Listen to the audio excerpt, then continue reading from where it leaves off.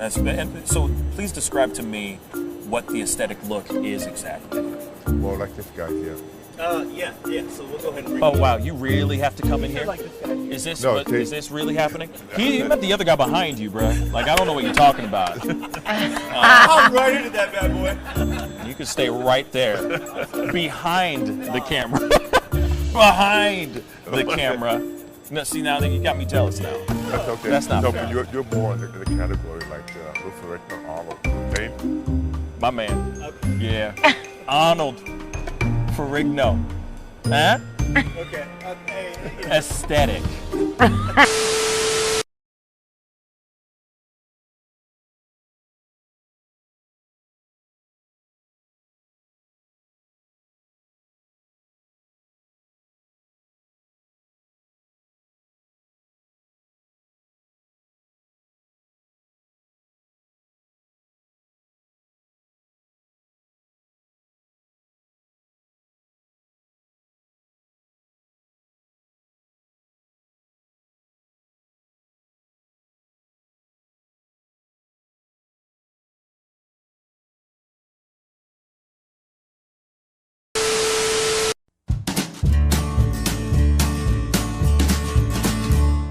That's great, partner. You two ever go outplace everything in its proper place? That does not make sense, but we usually do go, we head to Kroger's and we work. Oh, yeah. I've got a lady waiting for me back home also. She has the most beautiful scrotum.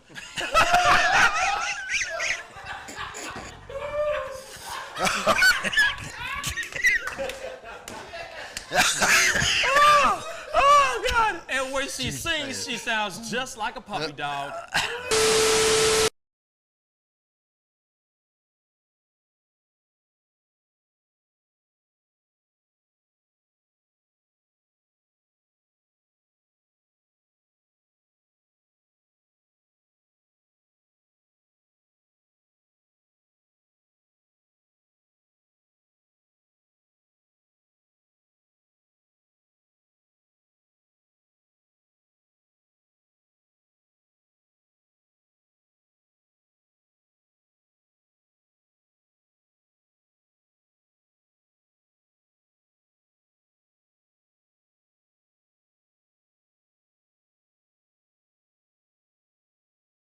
How do you nail a photo?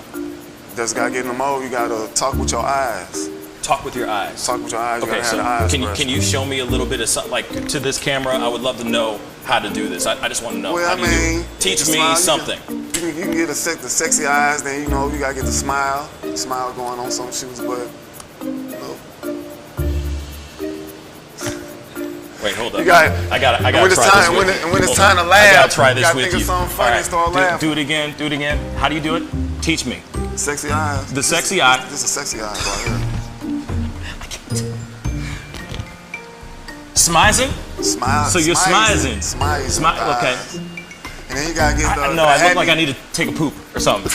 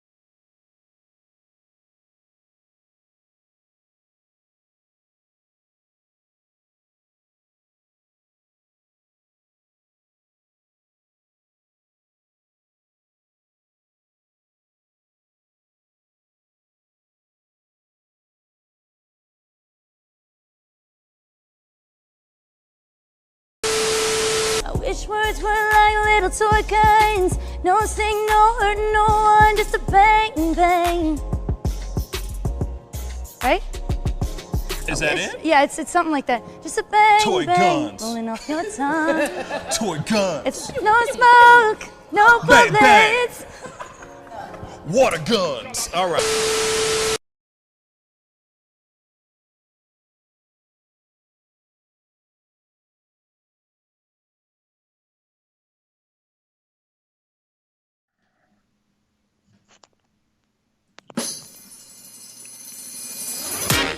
Pascal. You are now rocking with that dude Pascal. We be going wild, Haitian in the building, so original. Got the haters catching feelings. Get your hands up to the ceiling and keep them held high. Cause St. Louis isn't ready. Forget about it, goodbye. Hold up, we just saying hi. Five somebody, rise up. Weekdays, catch us live. Somebody, let's go. Good morning, everybody, and welcome to the Pascal Show. Good morning, everybody. Good morning. It is Friday, y'all. Friday. Oh, we made it through the week. We made it, baby. We made it. Yes. Pat yourself on the back. It's a beautiful Friday. It's a beautiful morning. It's a beautiful morning, y'all. It's Friday. It's a little gloomy over on my side. I'm going to be real. But it's still, it's like it's beautiful. Wait a second. Actually, not really. It's a little gray and it's not so sunny. But you know what I'm saying? Thing is though, we are still on this planet, baby. We still alive. And I'm wearing the pink hoodie, y'all. Sup with that? Shup with that. Just saying. Shup with that. It's a new one, too. It's not your onesie-looking one. Is it? Or is it the same one? No, this is old, man. I got this coffee stain that just won't go away. I mean, it's the same. You know this is the same one if you see this coffee stain that's right above my nipple. Right above my nipple. You know what I mean? You're like, okay. Or you going, you and your nasty ass. You don't even wash your ish. You nasty ass son of a gun. But I still love the show. He funny. He just nasty. He can't even clean his own ish. No, I really did try to wash this. And it just has not come out. Real talk. I'm like, all right then. And I like this hoodie. But seriously, right around my nipple. You know what I mean? Just a little bit right of my nipple and above. Right above the nipple. But it's okay. I'm not going to lose my mind over it. You know what I mean? Bill, thank you, man. You said rocks with that dude Pascal. Thank you so much. Thank you, man. I appreciate it. Yes, I know. Before you guys go in on me about the lyrics, let me just say this. I will send you the lyrics this weekend. I will sit down and take the time to write it out for all y'all asses. Okay? Because I know some of y'all want the lyrics. I will send you, I promise you. I will put out the lyrics in the Discord. Shameless plug. Join our Discord if you haven't done it yet. You know what I'm saying? Shameless plug. Okay? Yeah. I can probably do that for you. Yeah. I used to do transcription for work, so it's pretty... there you go. See? Chris, See? All you had to do is go, hey, man. Hey, David. Write it out, man. You the writer. See, just tell him to write it out. That's true. See, I'm just saying, blame him now. You know what I'm saying? Blame the white guy. Blame the white guy of the show. You know what I mean? Just blame the white guy. You gotta give me at least a week before you blame me, though. Fair enough. But we promise it'll be out there. We will get it. I promise. When will a Pascal puppet come out? Bruh. I would kill to see an actual puppet version of myself. I think I would get weak as hell. I would be weak. I would get weak. Do you understand? And then I would want to take photos with it. And then it would be hanging. Not hanging. That's because that's racist. But it would be somewhere sitting, perched up. You know what I mean? Because every puppet, whenever they smile, it's just their mouth open. Haven't you noticed that? It's not like it's not like the corners of the mouths curl up. Their mouth just opens. You know what I mean? It's just, and it's supposed to be, that's them happy. Huh? It's got to be a hand puppet too, so you can just shove your hand up yourself and. That's kind of weird, bro. Why do you have to go? We ain't talking about fisting over here, man. Like, we don't have time for that right now. Real talk. Kids, when a man loves a woman,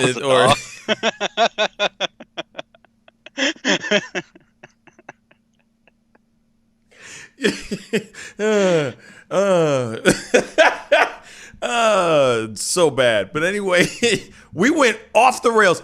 Hey, it's Family Fridays, y'all. It is Family Friday, and I'm very excited about it because today we got 3. Like I said, 3 for the past couple days. 3 amazing opportunities for y'all to win some money, some merch, and some makeup for all you ladies out there that want to have your face beat to the gods. You know what I'm saying? So, just so you know, opportunities for you to do this today. And the thing is okay, let me just, I got to go single real quick and solo shot real quick, David, so no offense. I'm just doing this really quick because I need them to see my face and see the sincerity that's going on in these eyes. You know what I'm saying? What you need to do, these are the rules of the games today, okay? When I start opening up the phone lines and I say, hey, you got to come in and have an opportunity to win this ish, today's going to be a little bit different, okay? So everybody look at me. Look at me. Look at me. I am the captain now, okay? I want you to know that you got to download Skype, okay? You are going to have to Skype in, video Skype in, for the chance to win any of these 3 items. One of them is monies, one of them is makeup, and another one is a swagged out, literally swagged out hoodie. It is fire. And I'm waiting for No to be on here because I need her to send in the Discord to me the actual photo again of the actual hoodie because she showed it to us in the show, in our private membership show. Just so you know, there's a join button down there. And just if you crush it, just for, ever so gently, but, with energy, vigorously, gently, touch that join button. $4.99 helps fuel this show, keeps this show rolling. You know what I'm saying? No big deal. You know what I'm saying? Help a man buy a cheeseburger. That ain't on the dollar menu. You feel me? So, where was I? Hoodie. A hoodie, makeup, and cash. All right? $50, a dope-ass hoodie, and some makeup, okay? Please, all you gotta do, the oral sex demons. I'm done. y'all need to focus. Y'all throwing off my focus, okay? So what I need you guys to do is you need to download Skype, and then when you guys get the when you get the app downloaded, you guys will Skype into this show for an opportunity to win any of these 3 items. And by the way, I might go, hey, I'm about to give away in the next 30 minutes kind of thing. I'm giving away the $50. Y'all better get that Skype ready. You see what I'm saying? You never know what I'm about to do. So for those of y'all who are sitting there going, I'm just going to wait until he does the money. You don't know when I'm going to do the money. I'm just going to tell you that. I might do it first. Or it's like, oh, no, I'm waiting for the makeup. No, well, then, you know what? You don't know if I'm going to do that first or last or in the middle. You don't know. Just saying, the Pop Quiz Hot Shot Challenge is going to happen today, but it's going to happen when I say it. You understand? You understand, Tina? You going to eat this cake. You understand? Okay. So I just want to make that abundantly clear. I don't know. I didn't mean to go Ike on y'all. I'm sorry. I love you guys for real. Okay. But I got a lot of stuff that I want to give away today. Okay. We also have something very fun today that I'm very excited about. Because obviously we got some crazy injustices that are going on, some ridiculous stuff about this literally voter suppression that is actually happening in Georgia. As we speak, they just signed a bill. We are going to be talking about that and showing you guys the footage because it's ridiculous, it's stupid, and it's wrong what happened. The arrest is unfair and wrong. But we also do have Kerrion's roommate, or what I guess hostile mate, I guess, CJ will be back on the show one last time to debunk all the stuff that's going on, because everybody has their their thoughts, their rumors, their speculations in ish. He will be on with his friend Foxy. Miss Foxy will be on the show today to talk about all this as well, to debunk all this BS. Okay. It's always interested to hear from him. He says he's not friends. It sounds more like they're frenemies type thing.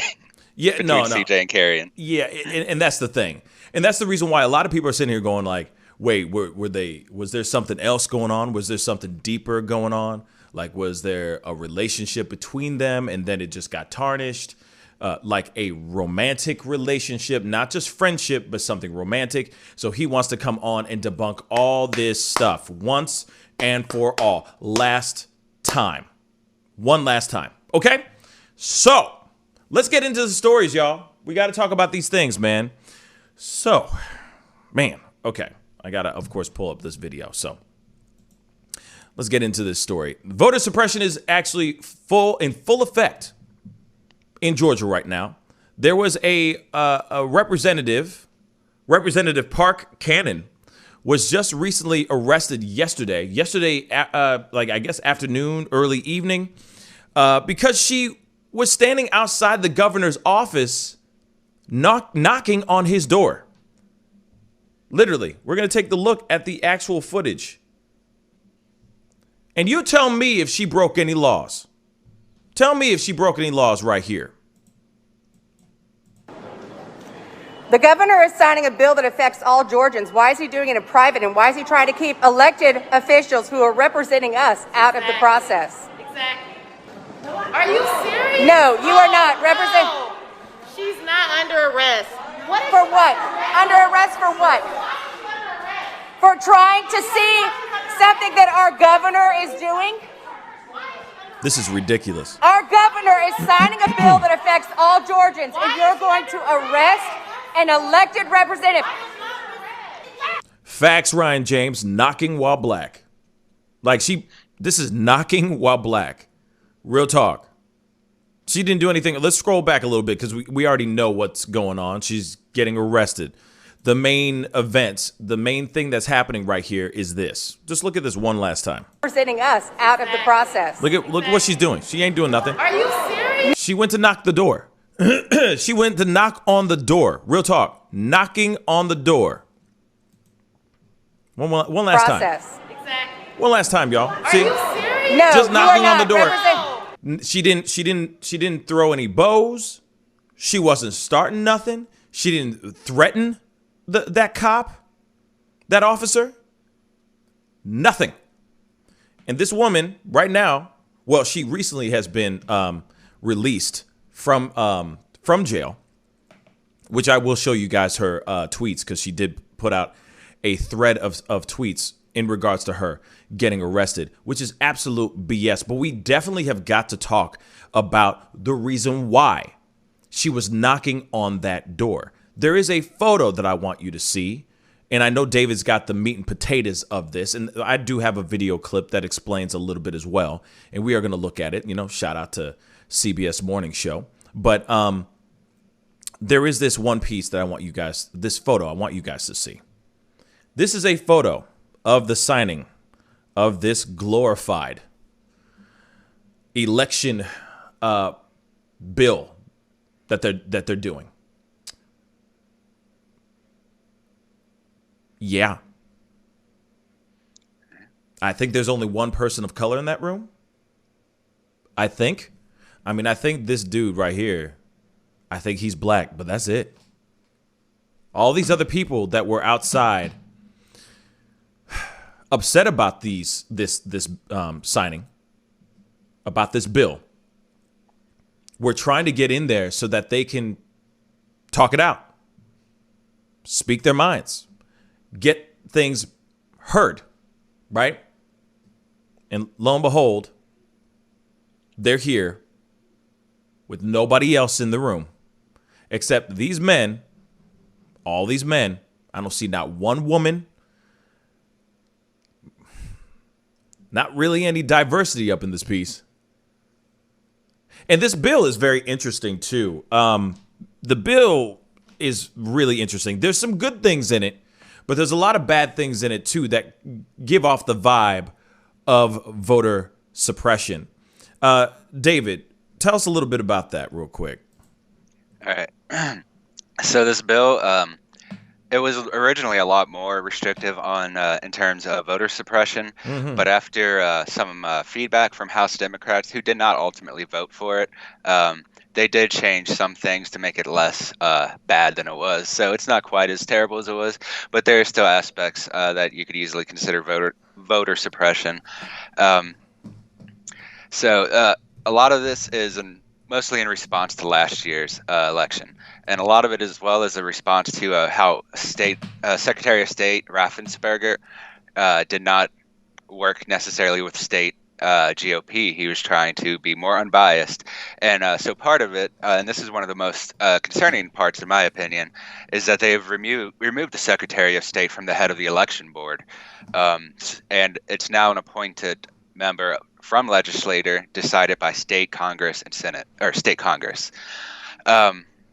So that's one of the worst things. They're trying to take out the elected official from control of the voting. So what we had last year with Raffensperger, making sure all the votes were legit and stuff, he wouldn't have that power. It would be up to Congress, the state Congress, to decide on a board that makes those decisions. So ultimately, given the composition of Congress within the state, it's basically saying that the GOP will ultimately, at least for the foreseeable future, control that aspect, since it's no longer done by a single elected official. It's done by the majority, which is pretty solidly Republican in Georgia right now. And so the bill itself is, like I said, it was more complicated. It's been stripped down, so it's not quite as bad. That part is really bad for sure.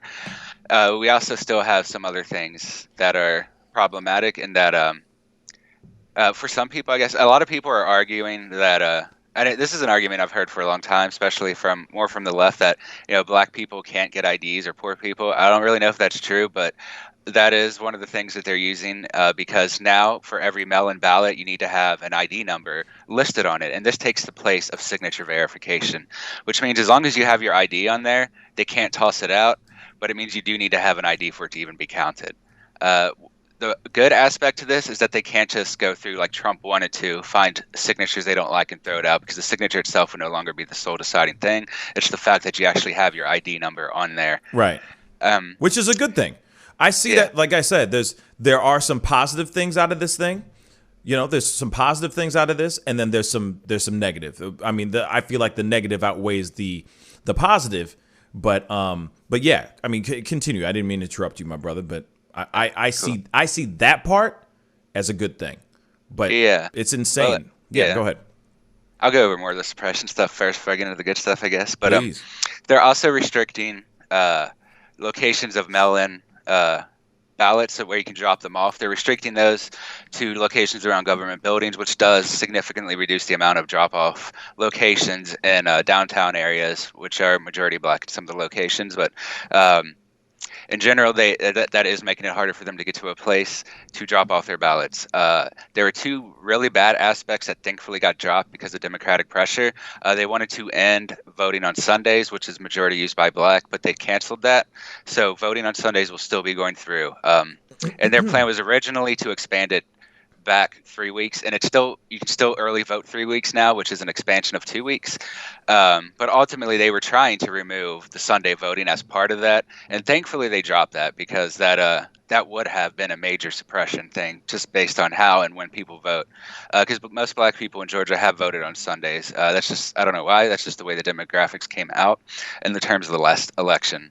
So this one would definitely limit access. Yes. Like I said, I don't know so much the IDs would limit access. I guess that's like a thing maybe people in chat could say, like, is there anyone in chat who cannot get access to an ID, or is this just like a myth, or is it like, can you actually just not get an ID? I don't know. Personally, I've always been able to get an ID, so I don't know a state ID situation for other people. I mean, a state ID shouldn't be a problem. I mean, unless they don't want to get a state ID, but at the same time, I don't see I don't see how that's an issue. You see what I'm saying? Like getting a state ID. If you can't get a driver's license, you can still get a state ID. So that shouldn't be an issue. But I mean, but then again, I don't know. I've never had that issue. I've never run into that dead end, unless there's certain pieces of information that you need that you don't physically have. You know what I'm saying? Because a lot of times you need to have pieces of you got to have pieces, items of proof of where you live, so on and so forth. So I could see that being an issue, right?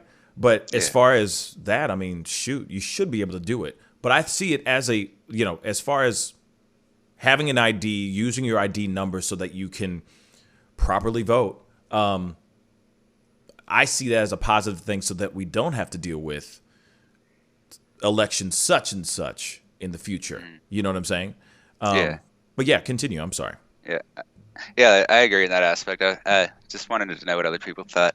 Yeah, the last major thing that restricts people, though, is no longer will anyone, like, people cannot bring food and drink up anymore, and this includes like family members coming to bring you food. I mean, part of it was to target alleged influence by people coming there for one party and giving food and drink out to everyone.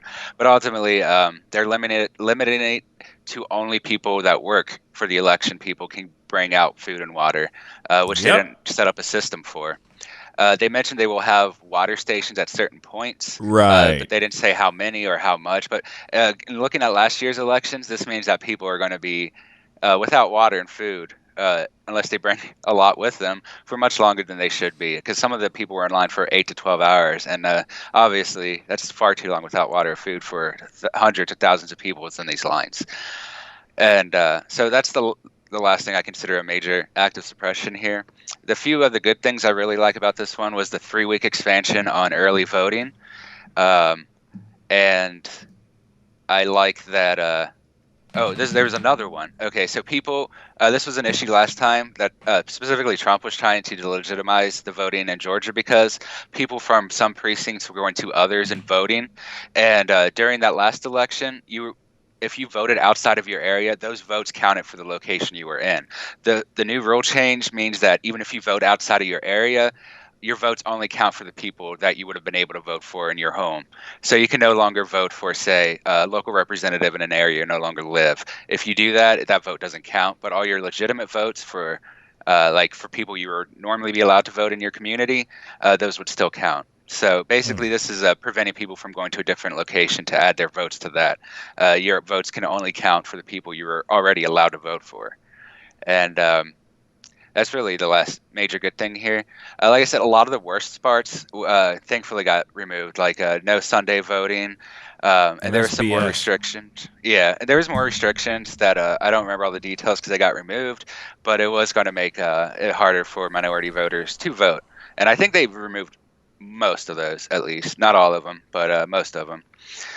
So it's still, though, an act of voter suppression in certain areas, and so that's why she was protesting it. This huge protest was organized before they cut down some of the worst aspects of it, but obviously there's still much to protest over, and that's why the people were there originally, and that's why she was there. She was part of the protest to say that aspects of this bill would provide voter suppression. Specifically, in my opinion, the most dangerous aspect is that it removes the power of a specific elected official to look over voting rights and voting rules, and it puts it solidly in the hands of the majority of the state Congress, which is and probably will continue to be the GOP. So that means that the GOP will, for the foreseeable future in Georgia, be the sole deciders of voting changes and if votes should go through and all of that. Yep. It's like I said, I see the negative outweighing the positive out of this bill. And it is, to me, blatant voter suppression.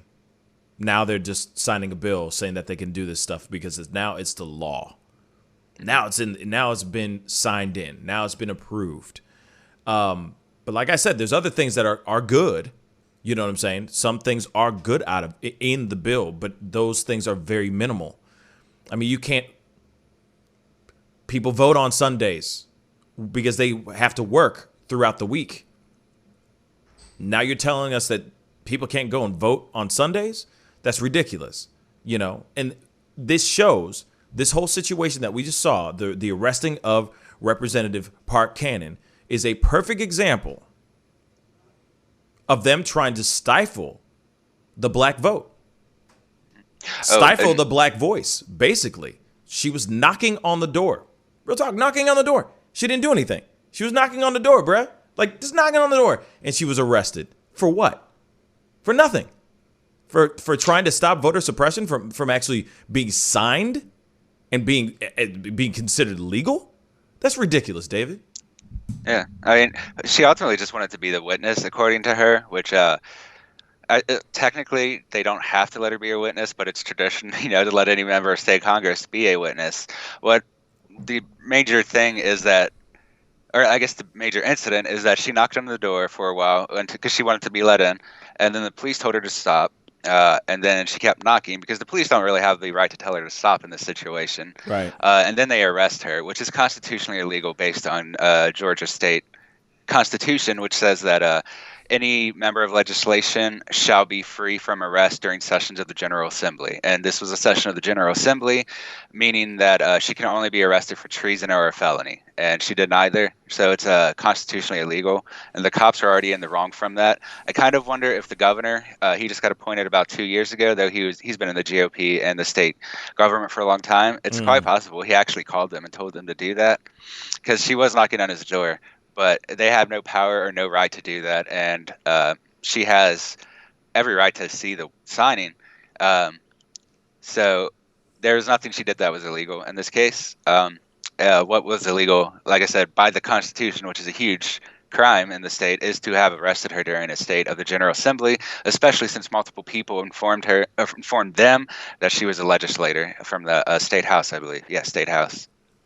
Yeah, I feel bad for her. You know what I mean? I feel bad for, I just feel bad for the state of Georgia, that still, no matter what, as much as we have grown and progressed to a certain extent, I mean, shoot, I feel like 2020 and 2021, we have made some serious, significant steps backwards in just how the world works and how society works. But it is I'm very sad that this is happening right now.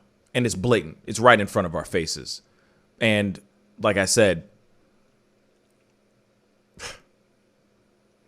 that arrest is literally a metaphor, a perfect metaphor of what's going on in Georgia. Real talk. It's a perfect example of what's really going on in Georgia. And all I can say is hopefully they are able to fight back in some sort of way or something. I don't know. I mean, you know, they signed the bill. There's only so much that they can do now, but hopefully figure out something, because the fact that is going on now just makes us as black voters work even harder. I mean, that's basically what they're saying. They're going, okay, here's all these loopholes and here's all this stuff that you got to do, that you have to abide by now to just be able to get your voice out there, to get your voice heard in the election process. Okay, well, this is just their way of saying we just got to work a little bit harder. And if it means that we can't vote on Sunday, we show up on Saturday. If it means that we can't get food and water passed to us in lines, we show up with our stuff. We make a picnic out in that B. Real talk. We just come super prepared, overly prepared, so that we can get our voice and our votes heard, and so that we can elect the right people into office so this kind of bill can get destroyed. It's sad. It's very, very sad, man. But we got to jump into the next story. It's so stupid, man. Sorry, I just still reeling over that.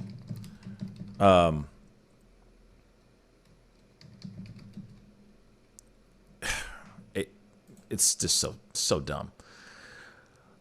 We got to go into this next story, yo. Before we have our upcoming interview. This one's a short one. Leno. Jay Leno is under fire right now. He's apologizing for joking about Asians. Yeah. So the former late night talk show host, if you don't know, he had a late night show. If you don't know Jay Leno, you know what I'm saying? He was in those infamous Dorito commercials and all that. Anyway,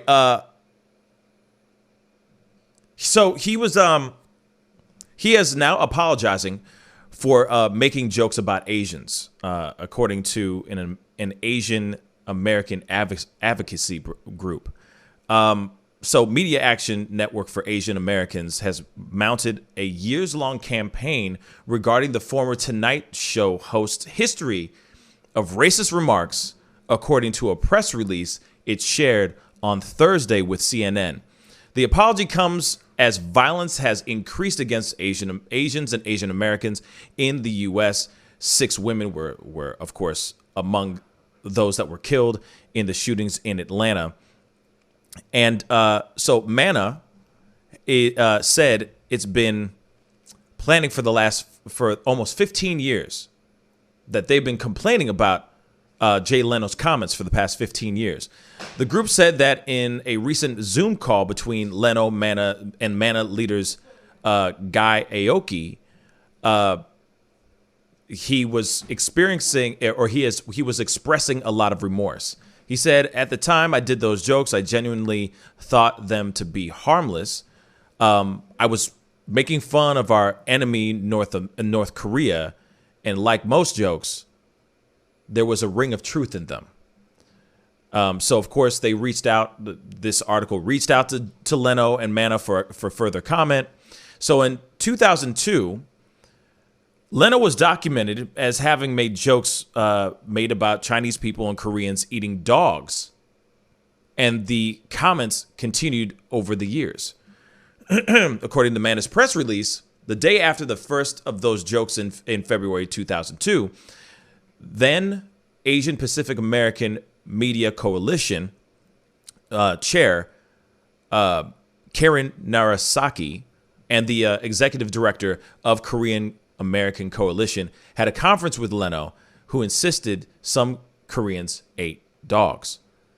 The jokes became fodder for a discussion in 2019 after Gabrielle Union's controversial exit as a judge from America's Got Talent, in which she detailed what she said was a toxic work environment, including Leno allegedly making Asian staffers uncomfortable by making such a joke.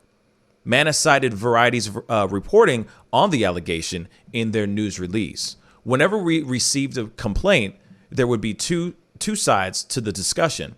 Either we need to deal with this or screw them if they can't take a joke. Leno is quoted in the press release as saying, "Too many times I sided with the latter, even when in my heart I knew it was wrong.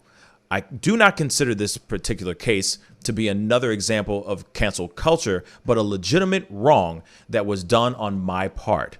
Mana has been very gracious in accepting my apology," he said. "I hope that the Asian American community will be able to accept it as well, and I hope I can live up to their expectations in the future." So, there you have it. He's been under fire for jokes towards Asians and Asian Americans. There were a couple jokes that I guess he made during even during America's Got Talent, and he was making these jokes allegedly behind the scenes, and he was making Asian staffers feel uncomfortable. And now he's under fire for this. Now he's sitting here going, "Hey, I don't want to get canceled. You know, I know what I did was wrong, but those things were just jokes. I was just trying to." They're just jokes, right? So, to me, rebel soldiers have said, "I'm not surprised." I'm not surprised either, because I do remember jokes that, shoot, man, they make jokes. You're a comedian. You're on set. You're thinking it's going to be funny. You do what you do. It's, you're doing your cold open, your opening monologue on your show. Kim Jong-un may do something crazy. You make some joke about it. You throw it in passing. You see what I'm saying? So but at the same time, we live in a different era. We live in a different time. Then on top of that, you're backstage, hanging out with the rest of the crew and all that, and you're still making jokes towards Asians. You're not on set. You're not in front of a spotlight. You're not reading somebody else's joke that you okayed before the show. You're just making these jokes in front of other people of Asian descent. That ain't cool. I'm gonna be real. That ain't cool. That ain't gangster, yo. So damn right you apologize for that, because it's not something that you were getting paid to do. You know what I'm saying? It's one thing if you're on set, and don't get me wrong, in this day and age, a lot of things are shunned. You know, we have to keep in mind of those type of jokes, those racy, pun intended, unintended, high key, low key, those racy jokes. You know, we have to get used to those racy jokes. You know what I mean? But at the same time, we have to keep in mind of those racy jokes. But nowadays, if you're behind the scenes and you're just hanging out with Gabrielle Union, for crying out loud, and you have a mixture of people around you, you have to keep in mind that everybody around you, you're not doing stand up. You're just hanging out with people. There's things you can and cannot do, and that's something you don't do. Because clearly, you don't know who's listening to you. That person could take it extremely seriously. They can get extremely offended by how you are treating them, how you are making that joke. You are making them the butt of the joke. That's not a good thing, ever. So on some real stuff, I'm glad he stepped in front of this, but I've also heard he's a dick anyway. So to me, it's like, what he did to Conan was wrong. So I just think about that stuff. He screwed over Conan so bad. I'm like, man, you better go and get what you deserve, bruh. Go. What did he do to Conan? Long story short, Conan was okay. So Jay Leno was about to bow out, right? He was about to retire. Conan was supposed to be taking over his spot. Like Conan, however you think of him, if you're a fan of him, if you think he's funny or whatever, some people just don't think he's funny at all. But there's a lot of people that are diehards. He's got like that cult following, right? So he's on his show basically announcing that he's going to be moving over to the Tonight Show, the Jay Leno show, the spot that Johnny Carson started. This is the iconic spot that every talk show host, I guess, dreams of. Late night talk show host dreams of being that Johnny Carson guy, right? So he's going, hey, man, y'all, look, mama, I made it. You know what I mean? Like, I'm out this bee. Peace. You know what I mean? He's ready to start moving over. They're getting things ready to go and all that. And then all of a sudden, Leno just decides to screw him over. He's like, you know what?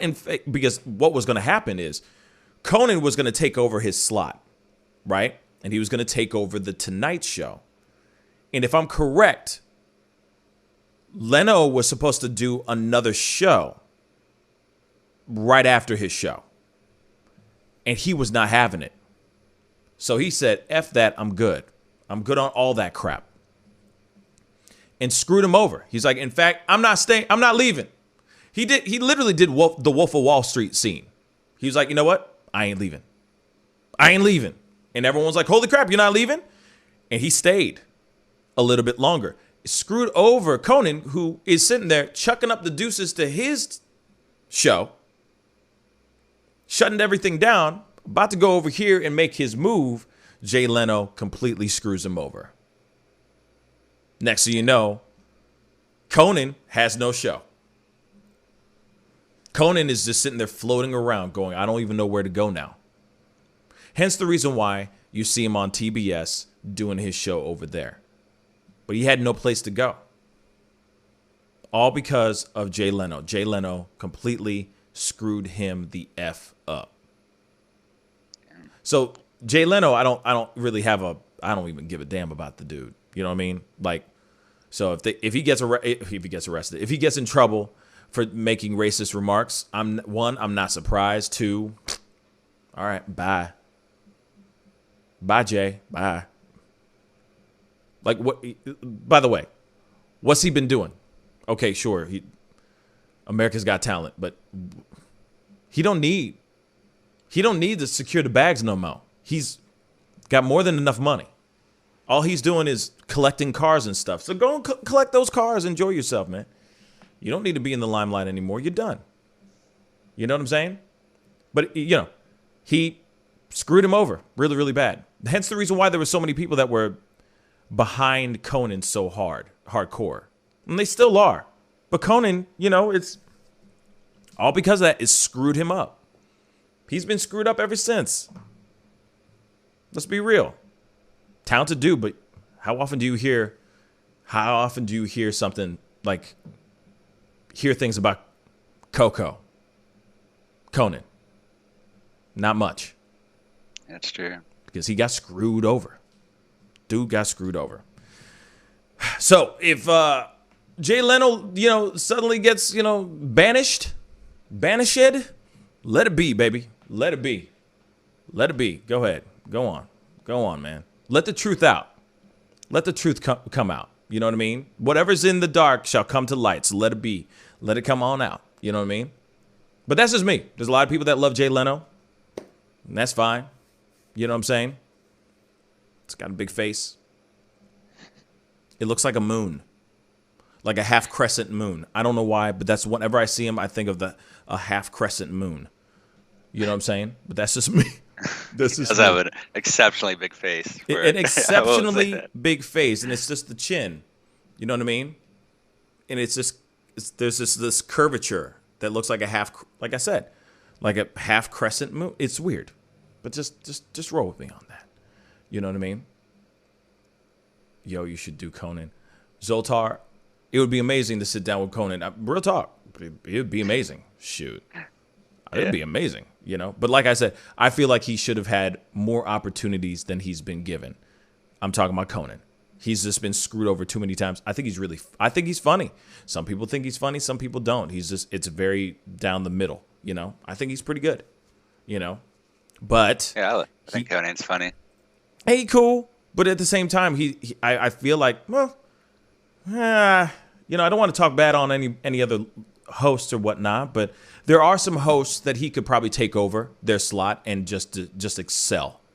You know what I mean? On the main channels, the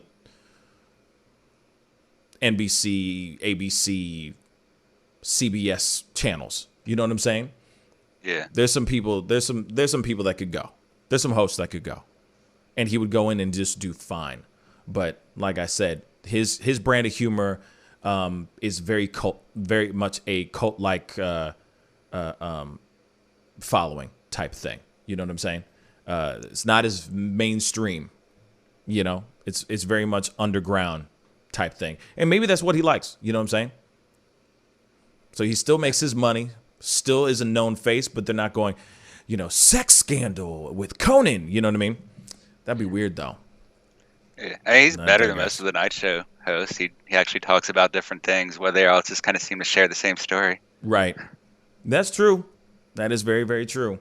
But anyway, we'll talk about that in a little bit, or we could talk about that more in a little bit. But we got to go into a quick commercial break. But when I come back, we got CJ in the house. We're going to be sitting down and chopping it up with him and his friend, Miss Foxy. So we'll be right back. Stick around. This is The Pascal Show. Bye. Homeowners and property managers, if you're looking for effective and humane ways to remove wild animals and deal with the damage that they have caused, we have good news for you.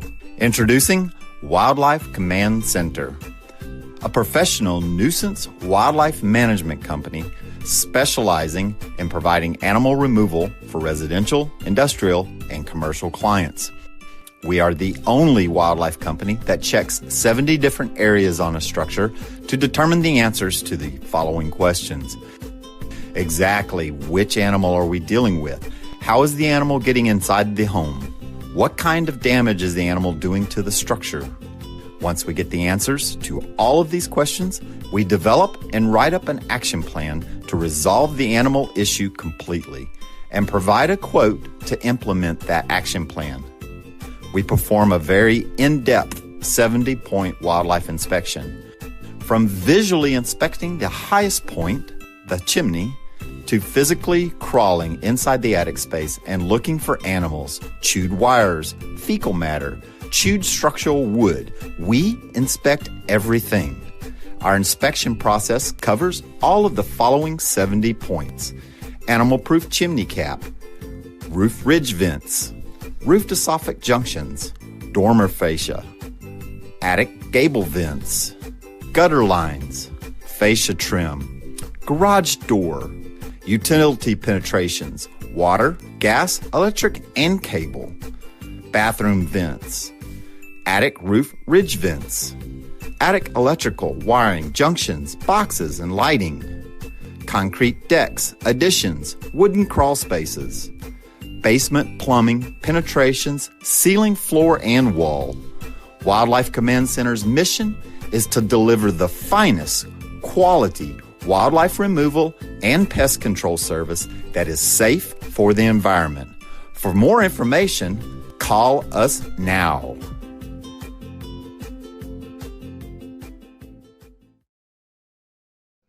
Hey, welcome back, guys. Thank you guys so much for sticking around and being a part of the conversation. If this is your first time checking out this show, please go hit that like button down below. That would really mean a lot. Don't forget to crush that subscribe button. I do this show Monday through Friday, 9 a.m. Central Standard Time, and I do a 7 p.m. Central Standard Time show Tuesdays through Thursdays. So please go ahead, jump on, enjoy your time, and be a part of the conversation. You know what I'm saying?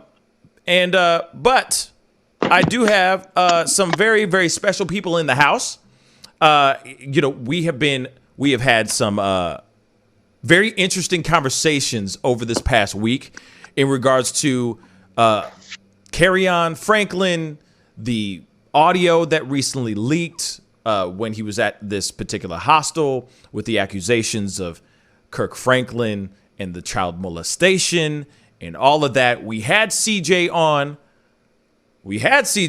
Earlier this week to talk about that, to confirm, debunk, etc., all the things that are going on.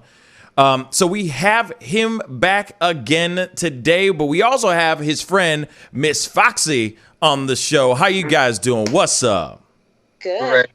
Great. Can you see me? Yes, I can see you just fine, man. I can see you too, Miss Foxy. Okay, I can see me, so that's cool. Yes. So first off, I want to say thank you guys so much for being on. I really do appreciate it. Because there's a lot to talk about. You know what I'm saying? There's a whole lot to talk about. All right. So let's get down to the nitty gritty. Okay. So as we already know, Kerrion was in a interview or a conversation with Larry Reed Live. Shout out to Larry Reed. It was a really great conversation, but he said a bunch of stuff in this video or in this conversation. One of them was him basically saying that he wasn't confirming or denying the situation that happened in the hostel with the leaked audio. Now, right. What are your thoughts on that, CJ, real quick? Well, you know what, sir? This is why I'm a little bit excited this morning, because the powers, remember why I came on your show? Mm-hmm. Because they were trying to debunk the story. The powers that be were trying to debunk the story and say it was fabricated and say that we coerced this and made this all up. Well, they just dropped a podcast last night confirming that they believed it. They heard the audio and they believe it now. So the people who were denying it and saying it was fake and fabricated and what I went through on Christmas was a made up situation, they have released the podcast. Huh. They now believe it. And I'm happy for Kerrion. You know, I'm happy for Kerrion because when this was all being speculated, they were all denying it. Everybody was like saying they don't believe it. Kerrion made this up. Kerrion fabricated with his friends to make this up, this recording, and now they believe Kerrion, and that's the point. Interesting. Okay, wait. Okay, so just so I know and just so I understand, when you say a podcast is now saying that they believe the audio, what is this podcast? Who is this podcast? Who is this? Tasha K. Remember when I came on? Yes. I was defending the audio because she was discrediting it and saying that it was fabricated and a lie. And now she put out her podcast. Mm-hmm. And if the viewers want to go and watch it after this, they can. She believe it. She believe it, and so does Mr. Riley. It seems to me, from what I watched last night, they believe it was Kerrion. They believe the allegations, and that's what matters now. That's what matters. That was the point of me coming on camera in the first place, to save the story. Interesting. Okay, so I mean, you understand that this is getting all kind of messy. You know what I'm saying? It's just getting messy. But go ahead. I'm sorry. Go ahead, CJ. Go ahead. Now we can switch gears on it, if it was fake or not, if Kerrion knew me or not, or whatever, and we can just switch the narrative now and take away all of that, all of the beef and the back and forths, and go back to go back to the root. The root was the allegation. Absolutely. The root was what happened to Kerrion. The root was, do you guys believe it? Right. The root, that was the root. So now everything that happened before, we can throw that out the window. Okay. Me, throwing shots at Kerrion on the Ron Wiggins show, that's out the window now. Me throwing, me coming to defend everything before is now out the window. Okay. Now we're going back to the root. Is, do we support Kerrion? Do we believe him? Are the allegations true? That's the root. Okay. Because if Kerrion was a woman and this audio came out, nobody would have ever been questioning or trying to debunk it. Mm-hmm. It would have been support. Nobody would have. It would have been support black women everywhere. Me too. All of that. Mm-hmm. So now, when a black man already has a problem telling his story, obviously, he's dancing around it. We usher him in with support. I did what I did out of support, and it was all this backlash. Oh, it's fake. Oh, it's fake. If he was a woman, it would have never been fake. Okay. It would have been me too. Support women, support black women, all that. But since I don't know why they didn't believe Kerrion. So now that that's all out, all the drama before it's out the way, now we can get into the root and the deeper discussion. And this is why I brought on my friend Foxy. And this is I was going to say, before we jump into all these other things, and you because I know that you're on to, CJ, you're on to debunk once and for all, one last time, all the things that are going on, all the accusations and all the speculations that have rooted from these interviews and all that stuff, especially the interview that you had with me, the interview that you just recently had with Armand Wiggins. Shout out to Armand for breaking the audio. He was the first to break the audio and everything too. But Miss Foxy, yes, I need to know, why are you here? Who are you and why are you here? Well, thanks for having me first. Anytime, sweetheart. Because when Kerrion, I've known Kerrion since 2019, summer 2019.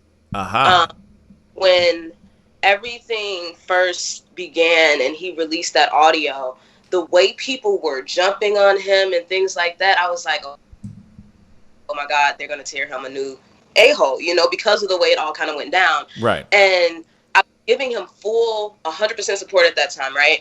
But he did the show with Armand. And in the midst of that show, he denied ever knowing CJ. He denied the audio was true. That Larry Reid. He did a lot of false, a lot of not truths inside of that interview, And so as I sat there and I took that in, I'm like, I can't let him just throw CJ under the bus like that. And I also would like for people to understand that this audio is the basis to some of the reason why Kerrion acts the way that Kerrion acts, which is his father, which is how he was raised and all these other things. And so people before were like, oh, Kerrion's 33, he should just get over it. Well, you can't sometimes just get over things when the trauma hasn't been addressed on a certain level, right? So I came on to more so give a backstory to how Kerrion's personality, because everybody's talking about, oh, no one knows him. Well, I can talk about the last year and a half that I've spent with him and the energy that he's projected and the trauma that he's inflicted on other people. Okay. But I want to give that backstory only because he needs some grounding for his story, right? Right. Because he came that his parental abuse is this, that, and the third. And then he kind of flipped in the midst of that, and he's just like, I don't want anybody. He even said, I'm going to change my last name. So it's like, what is all this for, right? What is the basis? Why did you put that information out there and then in the same breath say, well, I don't want any drama. I don't know why people are contacting me. That's a little trick psychology. That's a little manipulation there because he wants people to have, he wants the support from the people, right? Mm-hmm. But he doesn't want to make it seem that way. He wants his father. He wants all these things, but if he doesn't get it the way he wants it, then he doesn't want it. Gotcha. Real quick, though. Are you the woman in the audio? Absolutely not. But I know the person that wasn't, but that wasn't me. Okay. No, because I know that there's a lot of people that are wondering, are you the woman that's in the shot in the video, or not in the video, but in the audio and all that? I at the particular hostel that he was at that time. I was at a previous one with him. His personality gets the best of him. He's a very talented, let me first start by saying he's very talented, very smart. But like I said last night on Clubhouse, he may be too smart for his own good with the way that he's trying to put everything out and do it in certain fashions, right? Mm-hmm. He's very belligerent. He's very, his trauma that he has, he inflicts and projects on other people amidst conversations. The first 5 minutes you're around him, you'll think, oh my God.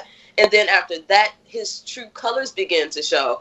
And I believe that stems from the energy that he has yet to fix with his father, whatever that may be, right? So my whole thing is, if we're going to put out the allegations, you're going to say this, whether you knew you were being recorded or not. Mm-hmm. You spoke on the fact that somebody that was in that song structure molested you, right? Because who's to play with energy like that, right? So now that you've opened Pandora's box, you can't just sit back and say that's not me. Because my thing is, how many people have you told this story to? You understand what I'm saying? And the healing, like I said last night, he won't be able to heal with his father until he can begin to heal himself from whatever it is that now at 32 years old, he's continuing to suffer from. Right. Because someone came into our clubhouse last night that knew him before I did, that knew him since 2013, and said that she believes that his downward spiral really began after they parted ways. She said he came into his home, he tore up her home, left it damaged, left money that was owed and things of that nature. I really believe that if Kerrion does not get some help, that someone's going to end up hurting him because of the way that he treats people. Because I know that okay, so the thing is that there's a lot of people that obviously when they were watching the interview, when they were with Larry Reid, the Larry Reid IG live conversation, when they were watching that, the things that we've been talking about as of recently, people are sitting here going, either he is on something all the time, or he's having some mental health issues. It's a combination of the two, actually, to be honest and being frank. It's a combination of the two. And if he doesn't get a grip on it, somebody's going to get a grip on him. And I don't want that to happen. I want whatever this trauma, whether it was allegedly his father doing something to him or somebody that they know or whatever, that has to be addressed, because you can't just leave the elephant in the room like that, because people need to know why you put out that original recording. Where did that energy come from? Why is your father cursing you out? Why in 2018 did you say that your father would kill you? Why all these things? And you go back and say, well, I don't want to talk about it. That's some mental instability right there. Just off that, you know. But I really just want people to understand that he's not innocent. His father cursed him out for whatever that reason was, but his energy has to stem from somewhere. He was in the home until he was 18. So this person that he has since become as an adult had to have come from whatever energy he dealt with his father as a child growing up, whatever may have or may have not happened to him. I feel like the family, when Kirk did the interview, and he's just like, we've gone through counseling for 20 years, and we've done, what was that basis? People are dancing around, and I understand that it's the entertainment business. I understand that this is a very tough subject, but if we're going to come forward and we're going to do press runs and these things like that, which Kirk is doing, then you can't, if you're a man of God and things of this nature, you can't have this information out here and then just leave the people hanging to create their own stories, right? Give the people, since you're going to do a press run, give them something to have a basis on. His mother's doing these interviews, and it's just all a bunch of dysfunction is what it sounds like to me that's come and bubbled to the surface, right? Because like I said, from dealing with Kerrion, there were times that he and I have gotten into fights because of how he speaks. He's very belligerent. He has this elitism, you know, but at this point in time, he's out there saying, oh, I own Airbnbs, and he doesn't own Airbnb. He's a housekeeper, as CJ said. He cleans up houses so that he has, you know, and there's nothing wrong with that. Let me say that first. But don't project an image that doesn't exist, because now your story is all over the place, you know, and it looks very weird. Gotcha. And we're trying to help. We're trying to help you, Kerrion, because you were making yourself look like a fool when you dropped that original audio recording on your father. Something to stand on with that audio, because people were questioning his. Hear me out. I got a question for you guys, because I know this is something that I'm sure that everyone is asking, and I've been seeing this too. Mm-hmm. Now, I understand, you know, and I'm just asking this as far as people who have been, you know, the comments and all that from other live streams and all that. Why would you guys, why would, let's just say CJ, you had the audio, you had it in your possession. Why did you feel that it was your responsibility to put this kind of information out there, unbeknownst to Kerrion, instead of just going, hold on, let me just finish what I'm saying. Instead of just going and saying, hey, Kerrion, here's this audio, right? Here's this audio. Do what you please with it. Because why not do that? I know that there's a lot of people that have asked that question of like, why haven't you guys let's just say CJ, decided to just give him the audio and say, hey, I'm just giving you this information so that you have it. We can go and talk about it or help him in that way. You see what I'm saying? Because I think that there's a lot of people that feel some type of way about that. You see what I'm saying? I can answer that. Sure.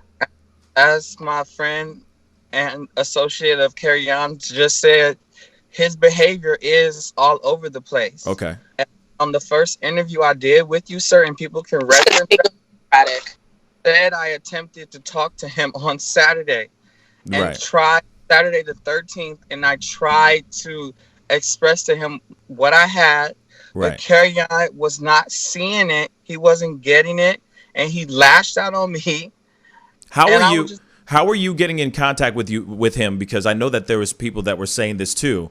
And like I said, we're here to debunk everything, right? And answer these questions. So there were some people in the comments saying, hey, how were you able to contact him on the 13th if he's blocked you?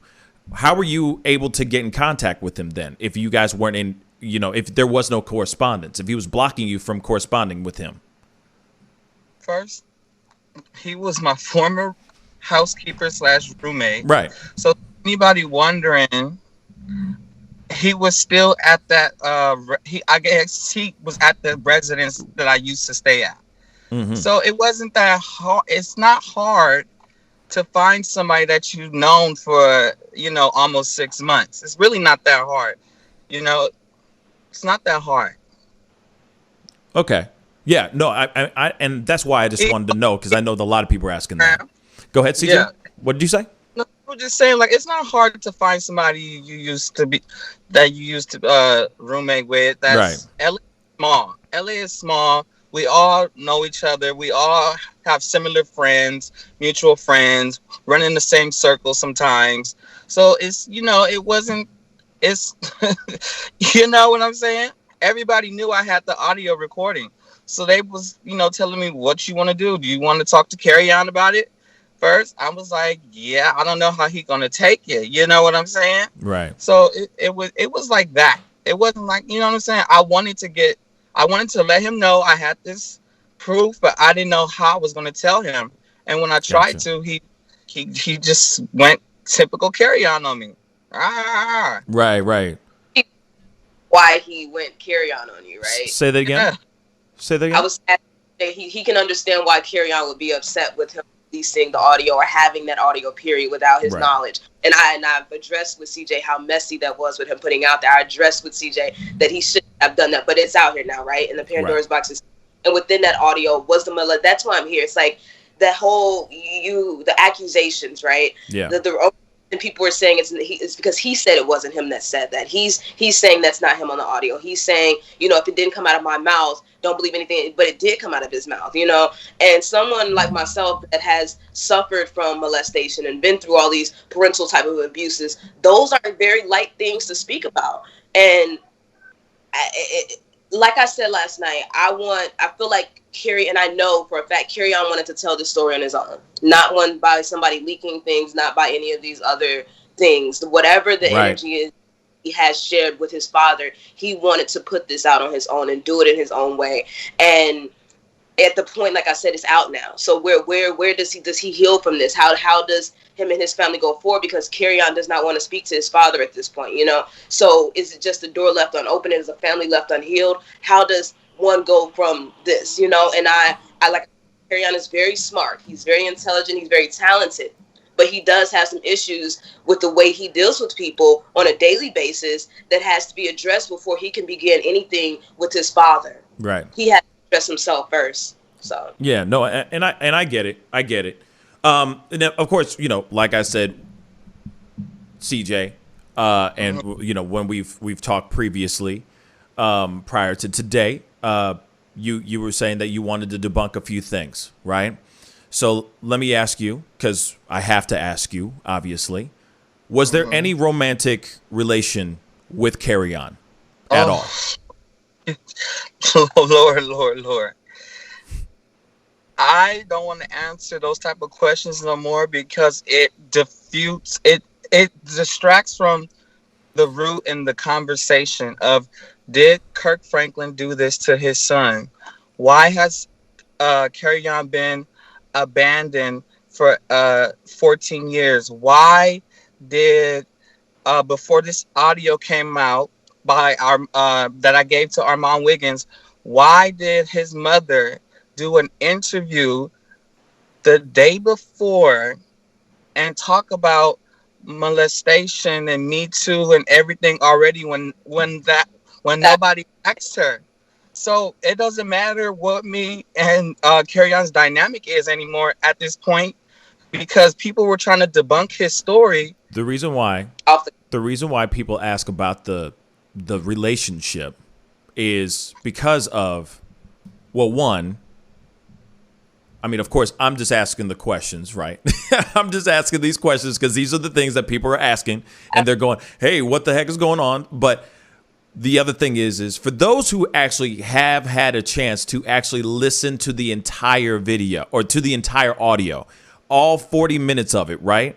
People start wondering what the heck is going on, because it seems like there's some really deep-seated whatever going on that's deep-seated in underneath, like some weird sexual tension thing maybe, or something of that sort. So when they hear the video, people start to speculate, especially when they don't have all the evidence in front of them. They start to just kind of put some breadcrumbs that lead to certain things. You see what I'm saying? So you know, in all due respect, I don't blame people for speculating in that way. You know what I'm saying? Right. You played the full audio, right, for your Full members? audio in all of its glory. Yes. And all. Well, it wasn't glorious going through No, that. it's not. Not. No. Y'all heard it was very menacing. It was scary. That's Kerrion. But he learned that behavior from abusers. Learn abuse from an abuser. So is Kerrion an abuser? Maybe not physically. Mm-hmm. But y'all heard what y'all heard in that full audio. Yeah, it's not pretty. It wasn't nice. So the speculations on our dynamic or what type of relationship or anything that we had, that's up for y'all to determine on why this man was speaking to me like that. Mm-hmm. I said what I said on the Armand Wiggins show. I know what it was. We was cool. It didn't work out. We fell out. That's it. It didn't go nowhere. Okay. So then let me ask you this next thing, right? Because now we obviously know that's not true, or that's not a piece of it at all, right? He was just being an ass live, or on this recording, unbeknownst to him, of course, this recording. But we got to ask this other one, because there's some other people that are speculating this as well. Like I said, I'm just the messenger. But people are speculating that y'all are in on this whole $70,000 deal.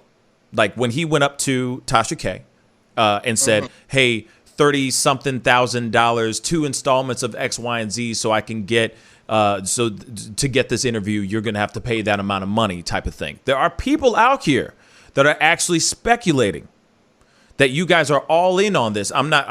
Foxy, I just met you. I'm just saying, y'all.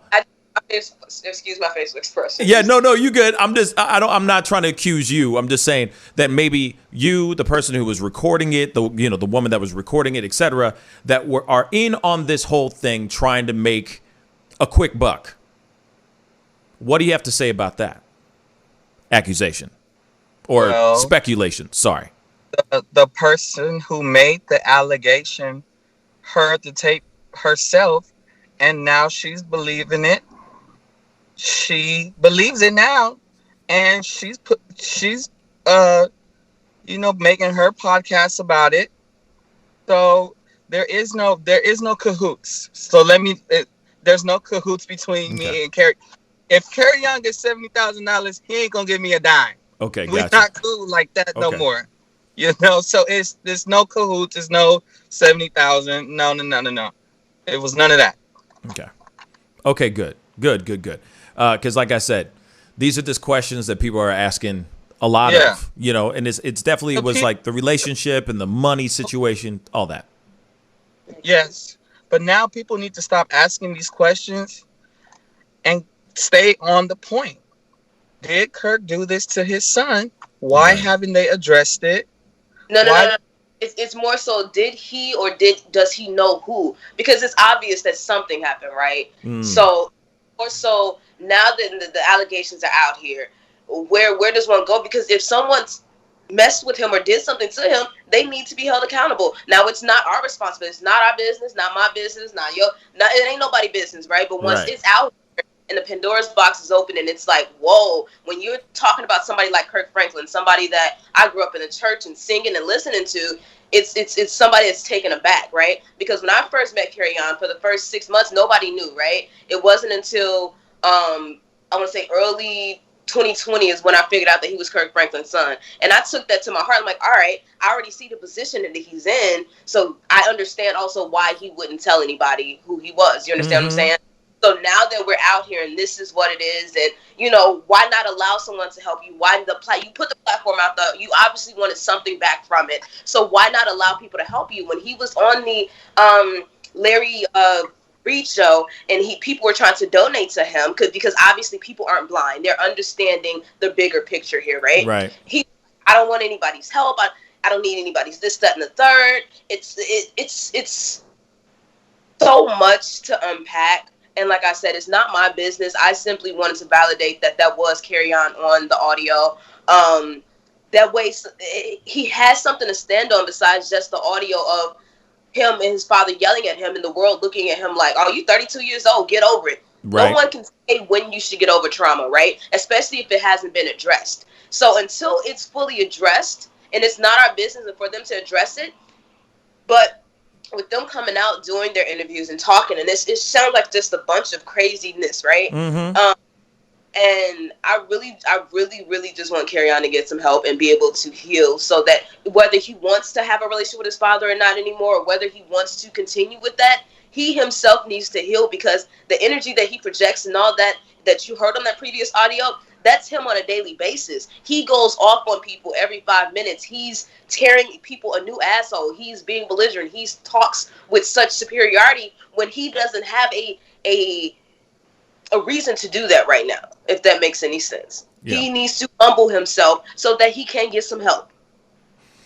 And that's the last word I'm going to say with that, because like I said, it's not my business, but knowing him, I wanted to give the people some backstory on his energy so that they understand that he is a very hurt individual. And I see the comments. I see people dogging him. I see people doing all these certain things, right? He doesn't necessarily deserve that. He deserves to be listened to, but at the rate he doesn't want, like I said, he wants to do it in his own way. So however that may end up, I just hope he can heal from this and he can begin to heal with his family, because obviously you got the mother, the sister, the stepmother, all these other factors that come into play against this one person.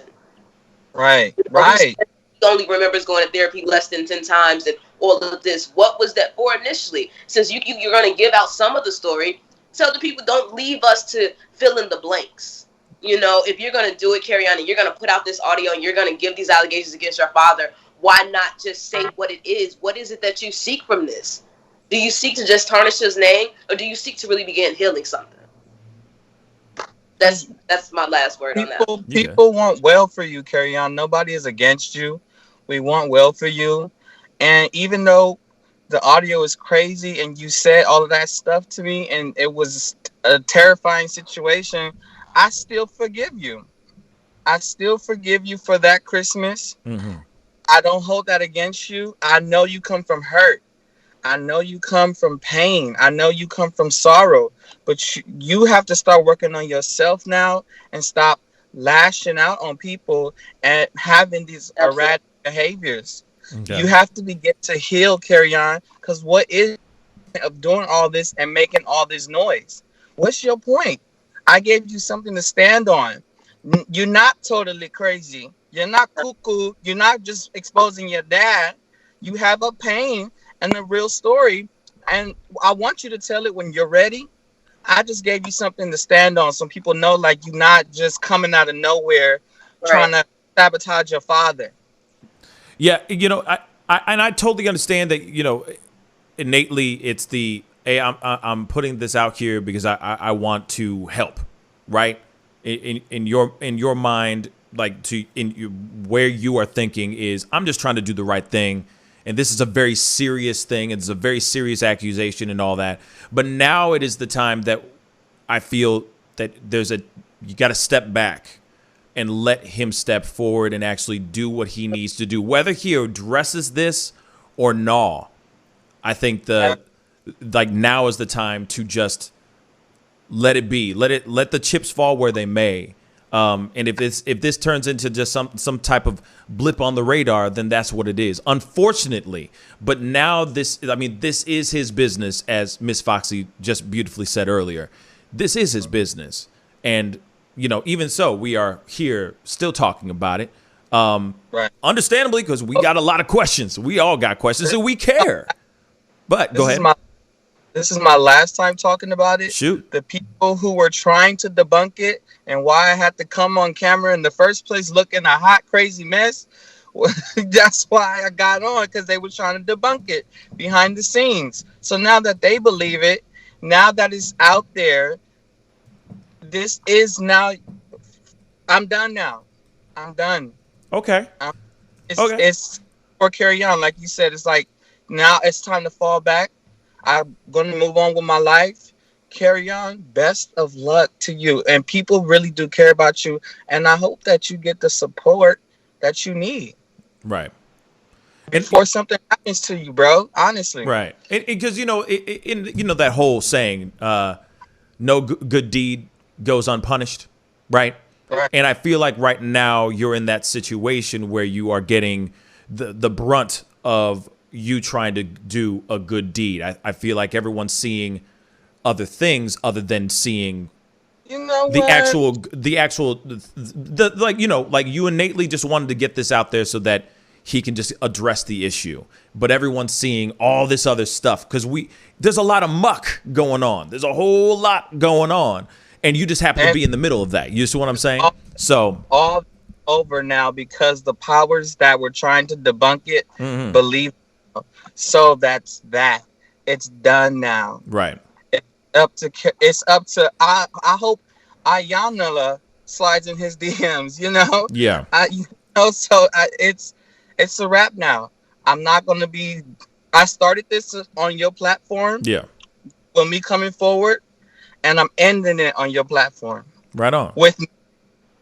I'm out of it. Okay. Well, here it is though. I'm going to open up the phone lines because I'm sure that we got some people that have some questions. So, everybody, phone lines are open, 314-766-4581. If you got a question specifically for CJ or for Miss Foxy, give me a call. 314-766-4581. Let me just put that in there real quick. Give me a call so we can nip this thing in the bud. You feel me? Be done. Bury this bad boy.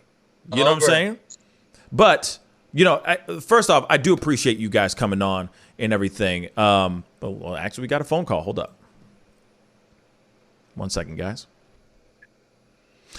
Hey, you're on the mic with the Pascal Show. What's your name and where you calling from? This is Sharice. I'm calling from Cali. Hi, Cerise. How you doing, sweetheart? I'm good. What's on your mind? Speak on it. CJ. Okay, so this is for CJ. Go for it. On her voice. Okay, so my question to you is, if you're saying that you're what's his friend, I'm not sure exactly the extent of your relationship, but if you're someone's friend, you do not record them.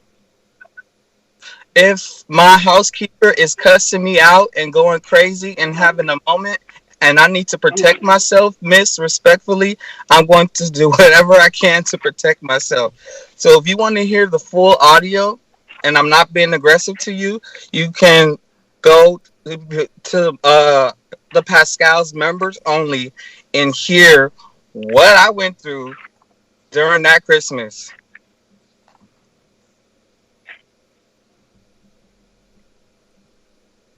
Sharice? Okay. Okay.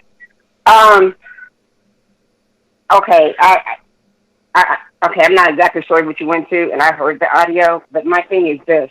When you're someone's friend and you're recording them, and you're recording them in a public place like that, or wherever you were at, and then you come out and I'm not sure who leaked it, and then you're feeling like you're forced to come out, you know, to say you're the one who was the person behind the audio. Friends don't do that to friends. As the saying goes, keep your friends close and your enemies closer. Miss Foxy?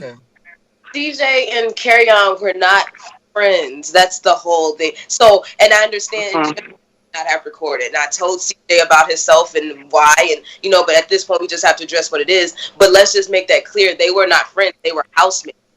So it's one of those things, and Kerrion often went off like that. There's many recordings. That's not the only recording of Kerrion. There's many recordings because people felt like they had to protect themselves because he would go off the hinges. As you saw, I don't know if you guys saw the video, he tore the entire house up on Christmas. He would do this on many occasions, which is why he got kicked out of that hostel. He got kicked out of the hostel prior to that we were in because he literally attacked.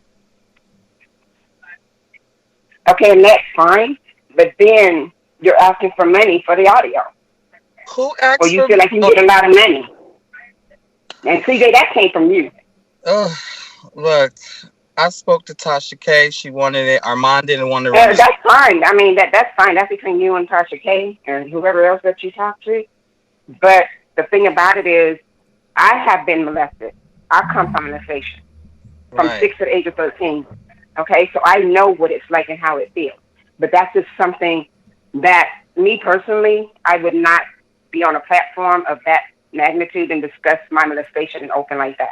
Have I discussed it? Yes, I have. And I've discussed it in the manner of to try to help somebody else who's been through that to be able to come forward with that. And not feeling no shame for it.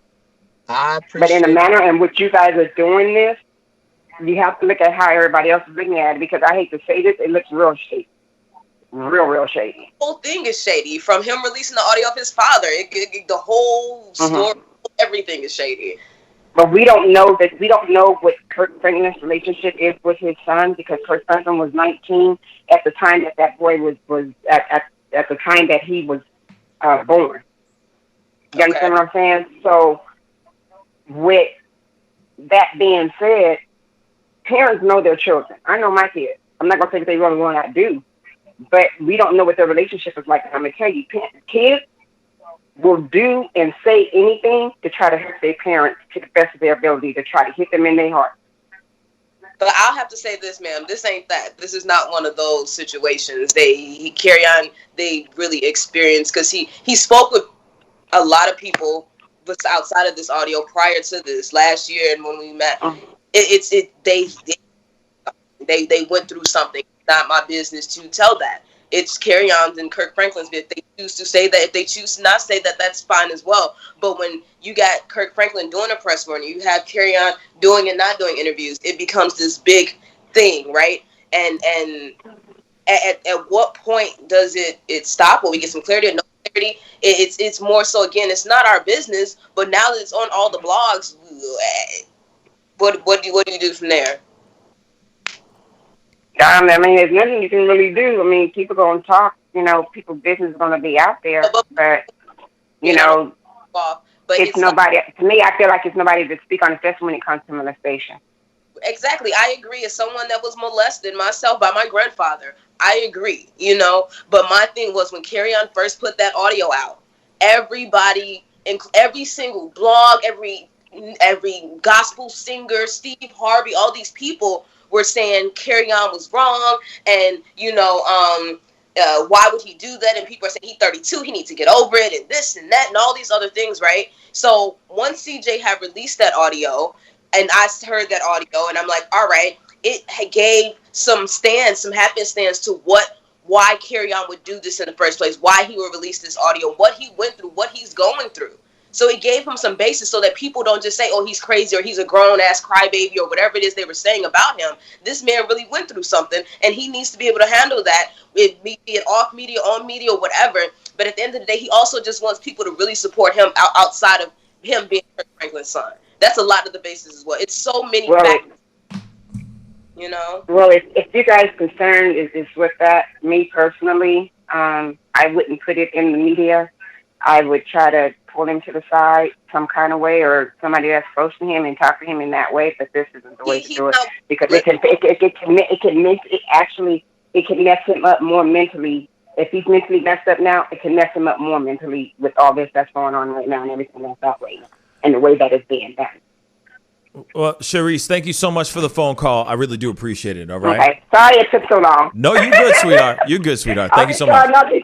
Okay. Bye-bye. It was a fair question, Sharice, and have a good morning. It was a fair question. Yeah. We got one more phone call. I'm going to take one more. Hey, you're on the mic with the Pascal Show. What's your name? Where are you calling from? Hi, my name is Dee Dee, and I'm calling from Rochester, New York. Dee Dee from Rochester. And, what's on your mind? Speak on it. Yeah, I've been watching this show for like the last few days. I watched the first interview with CJ, and my opinion on the Kerrion situation is very different from, the majority, because I feel like they're mad at CJ because he was recording, because the conversation was very aggressive. Mm-hmm. But they're not mad at Kerrion, and he's the one that made the allegation against his dad. So I'm not understanding, like, if you don't believe that it's true, why not be more upset with the person who made the allegation, not the person that recorded just to protect themselves, because you can clearly hear from the conversation that he was being very aggressive and very hostile. What do you guys got to say about that, CJ? Thank you. I'm saying thank you, because I've just been people who've been in the comments and in my DMs talking to me. That's why I've been ignoring all the negative stuff I've been seeing, because it's bigger than me, and it's bigger. It's so much. It's such a complex situation.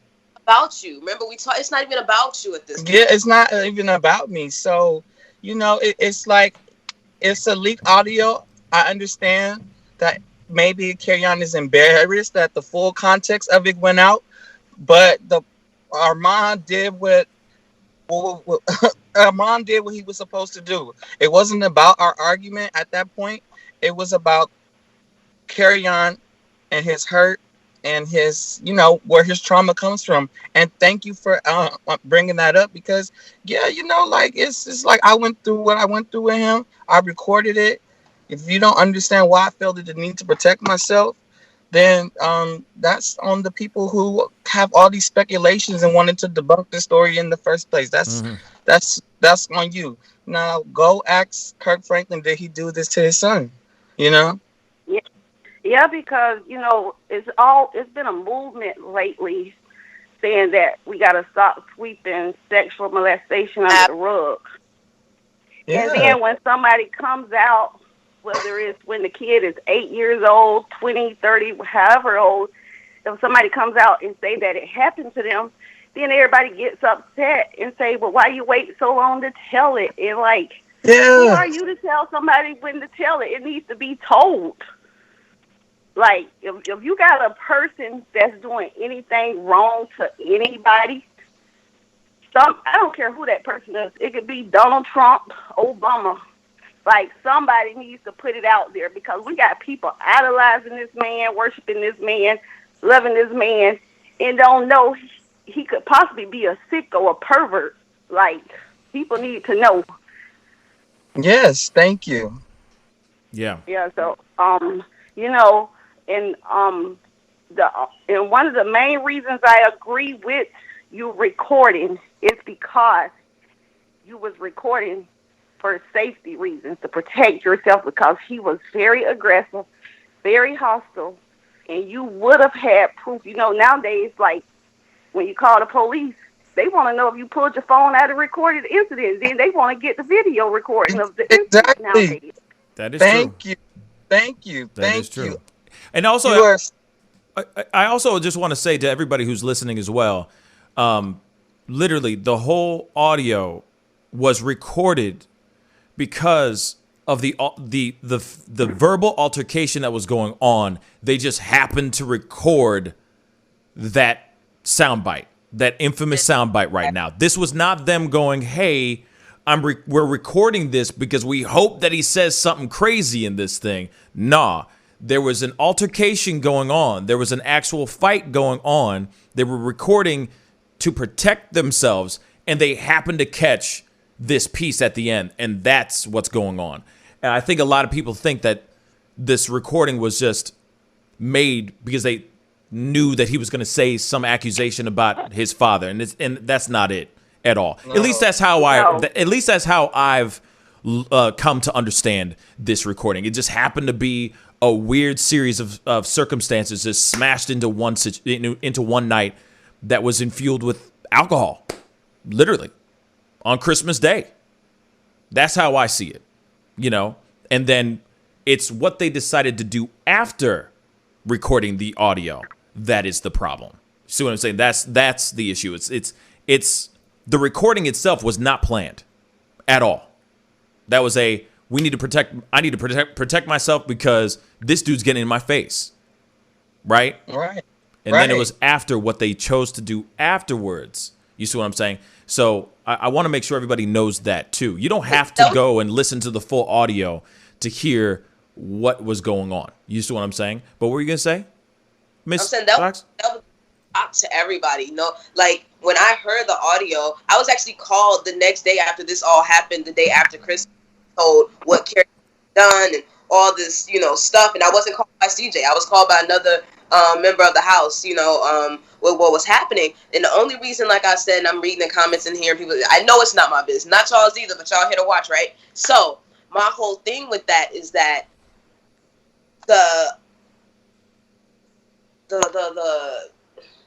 say this? Him saying that his father or somebody did something to him, right? Right. We're not investigators. We're not the police. We're not any of these things, but those are very serious allegations to make. And like I said, with him opening Pandora's box with the original recording that he chose to put out and everybody got a hold of, and people call him crazy, he's not necessarily crazy, and he's dealing with trauma that he has yet to heal from. And so in doing that, he hurts people in the process because he's not working on himself, you know? And having those allegations, molestation is very serious. Whether he's 15 or 19 or 32 at this point, it's the point of, did this really happen? Right. You know, and if it did, or whatever happened to him, or whoever did what to him, or however that happened, they need to be dealt with. They need to be handled, and it needs to be addressed either in the public, out the public, however. But it needs to be addressed, and whoever or whatever happened to him needs to be handled so that this kid can continue to live his life to the fullest and be as talented as he is, and be able to deal with people that people will want to actually deal with him. And is the caller still on the phone? Yes. Yeah. And I just want to say thank you for putting in like a logical standpoint. You know, like I had to protect myself. People saying, "Why are you recording?"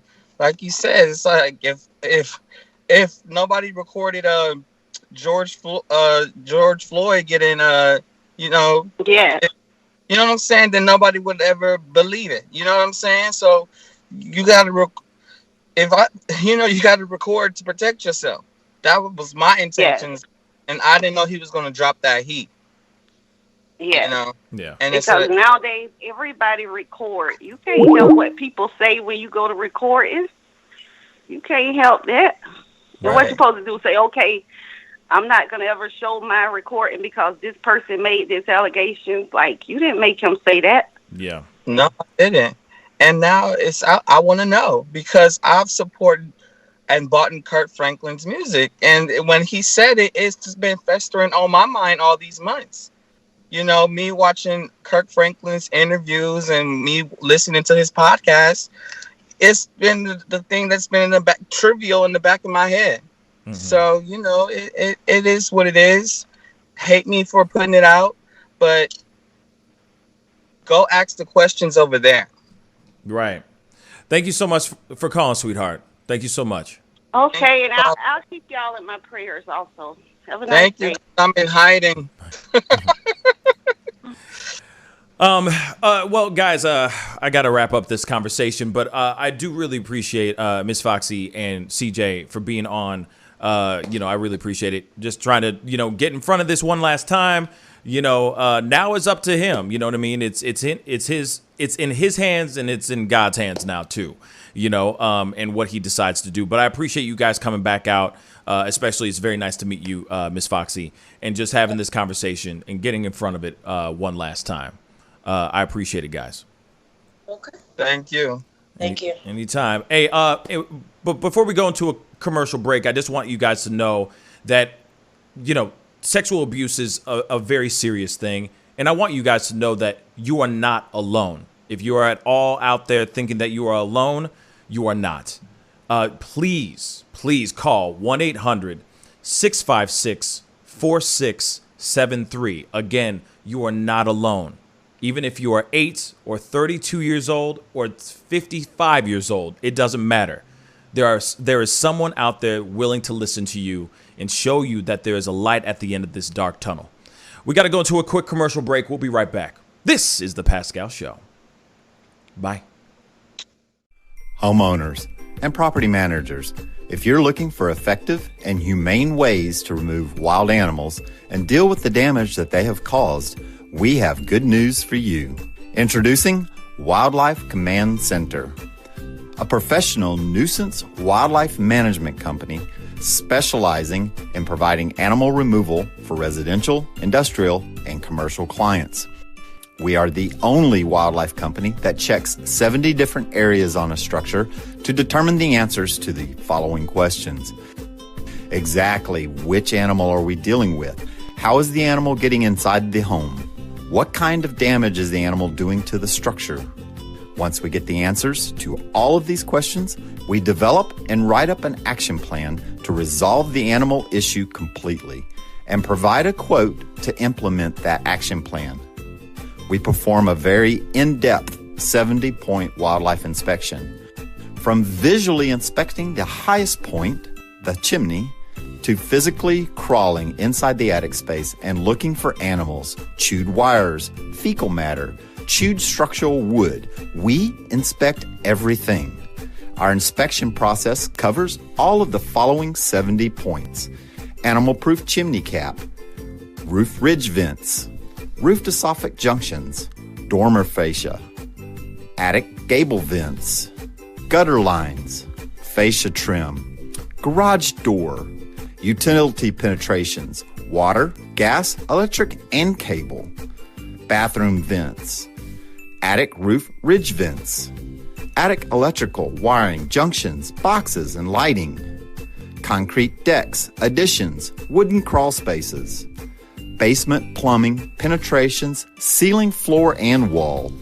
Wildlife Command Center's mission is to deliver the finest quality wildlife removal and pest control service that is safe for the environment. For more information, call us now.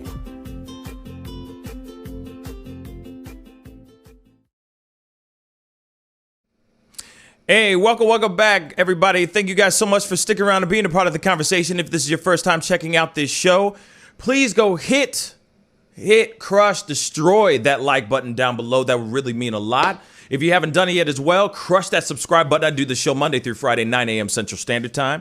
We cover everything from the controversial to the comical to the ridiculous to everything. You know what I mean? And, I know that everybody, I appreciate everybody having the time and the patience to sit down and listen to them speak about this situation again. I know some people feel some type of way about have a particular stance on the situation and everything, but I do appreciate you guys taking the time and just hearing them out. I know that CJ was wanting to get on and just talk it out. There's been a lot of speculations going on, and so I was hoping that I can have, he hit me up, wanted to see if he can come back on just to kind of address a few of those underlying things that weren't fully addressed in the last few interviews that he's done throughout the past couple days. So, for those of y'all that did listen and did watch the show, I would just say, it is up to you guys. It is, the decision is left up in your corner on how you feel about this situation. To me, it is a very messy situation. It's just very messy, extremely messy, and it's unfortunate. It's unfortunate. Some people feel like, hey, what CJ did was okay, leaking that information out, in hopes that maybe it will get Kerrion to get out and do something and get in front of it. And some people think it's the worst decision he could have ever made. But like I said, each person's opinion is totally valid and warranted. And, so I just leave it up to you guys on where you stand on the situation. It's tough. It's a tough one. It's a tough one. It's a really, really tough one, So I appreciate you guys just hearing it out, listening to that. But we got to jump into some happy stuff, into some happy-go-lucky, all that stuff. We are doing a giveaway right now as we speak. You think you're going to wonder, which one am I doing? Which one are we doing? We are going to be doing the giveaway on the hoodie, y'all. A dope-ass hoodie. I wish I saw No on here. I wanted to do this. You get a chance to Skype in. Oh, wow, this person jumped in already, baby. Woo! This person fast. Let's see this. Let's see who this is. Hello. Oh, the hoodie. Kenny? I want to get I want to do a money giveaway, but... Oh, the money giveaway. You're going to have to wait, bro. I'm hanging up. Okay. My bad. No worries, My bro. bad, I'll call back. No worries. I'll call back. Okay, bet. I just lost David, too. Okay, let me resume that phone call. Whoops. Sorry, man. I thought, yeah, he wanted the money. He's like, I just want the money. No, man. Hold up. Hold on, man. Okay, so like I said, hoodie is in season. This is an opportunity for you to win this dope ass merch, customized hoodie. It is really, really nice. Tie-dyed and everything. It looks beautiful. All right. You can get it for yourself. You can get it for your loved one, whatever. It's a buy hoodie that's been tie-dyed by one of our own family members. It is a gorgeous hoodie. I was actually trying to find the photo of it because it's absolutely gorgeous. But I can't find it, and I guess No already left the show, but left from the feed today. But I was hoping that she was going to send it and share it on the Discord one last time because it is a beautiful, beautiful hoodie. But an opportunity, you got to Skype in, Doe. You got to Skype in for an opportunity to win this hoodie. All right? So, the Skype is the Pascal Show Skype. All spaces in between each word. The Pascal Show Skype.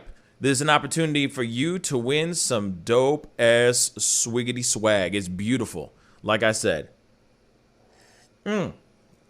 Chris CCC. It is the space Pascal space show space Skype. I just want to make sure that's abundantly clear.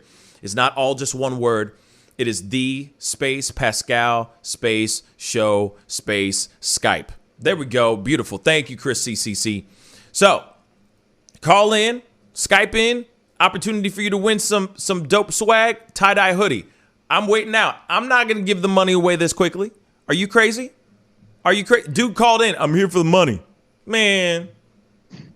You got to be first in line for that, I guess. Man, I'm telling you. I'm telling you. So, don't worry. We'll wait. Aggro. Okay.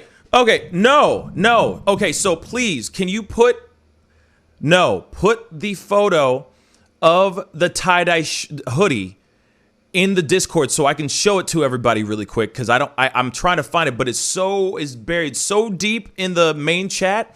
Can you send it? Can you put it in Discord and let me know when you post it in Discord, and then I can actually pull it up so everybody can see this.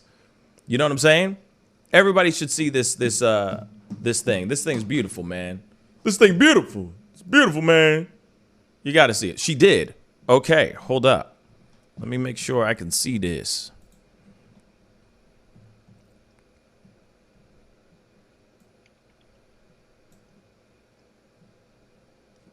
No. I found them, but it won't let me repost them. I'm trying. Can you message it to me? Can you save it and then just message me the photo? Because oh, there they are. I got them. Man, this is tight. Bruh, this is tight. Okay. Y'all need to see this. Let me see. Can I do that? Oh, nice. Nice. Hold on, let me get this person, but I'm gonna show them the hoodie really quick while we get that person in. Hopefully they're joining here in a second. But you guys got to see this. You guys got to see this hoodie. Look at that hoodie. That thing is fire. Fire. Okay? Fire. So,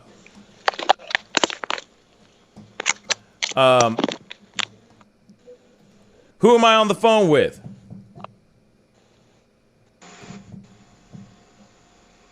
Hello? Hello? Hello? Hello? Yes, hello. Who is this? Cecilia speaking from Brazil. Cecilia. I don't see you, though. That's me. I don't see you, though. Okay, let's see. Yeah, I want to see your face. Let me see if I can show you. Okay. Okay. There we go. Hey.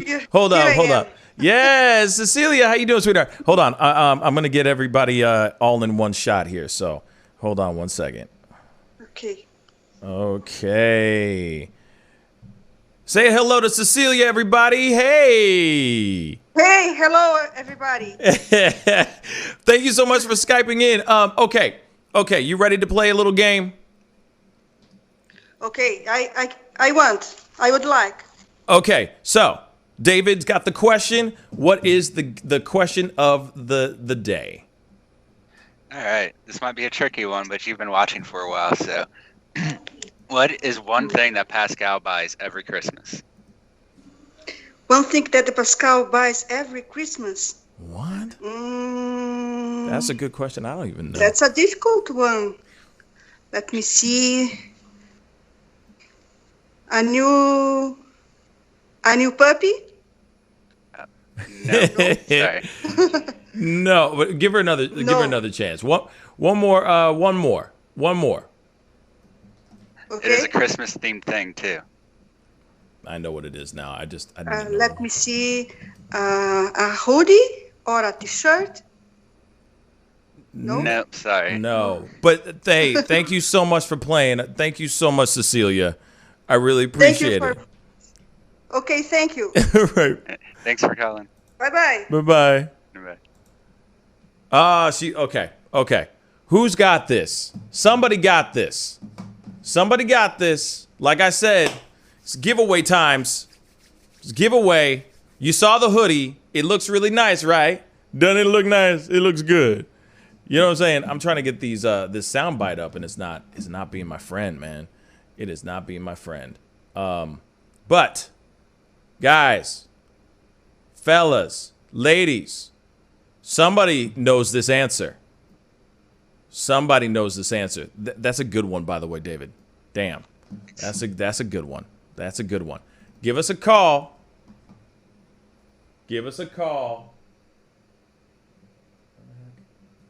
Oh, that's why.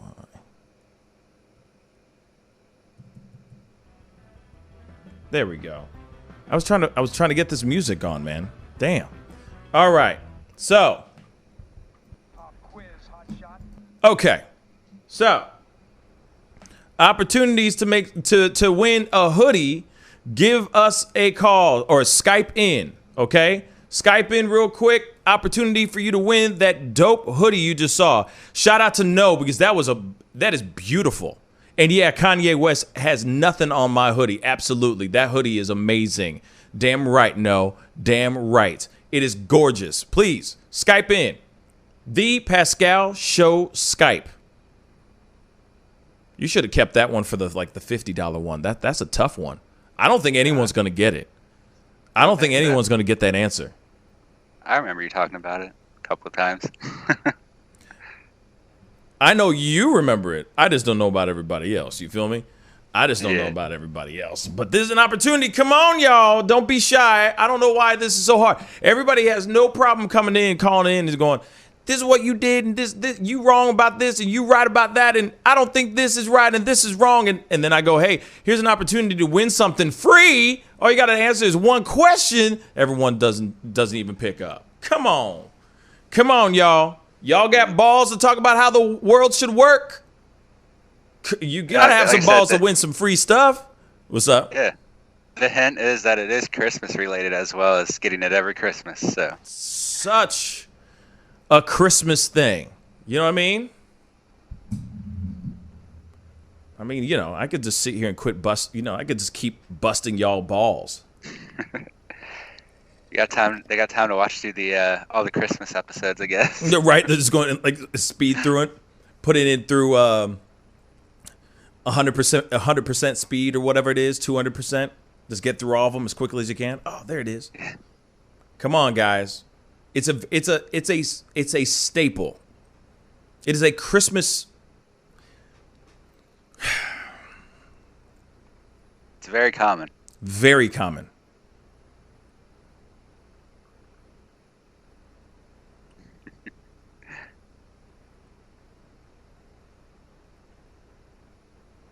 You can just guess too. There's only so many Christmas things.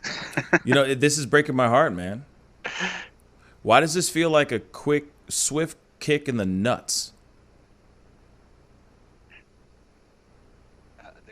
Someone wanted to repeat the question. It's what does Pascal get one of every Christmas, and it's related to Christmas.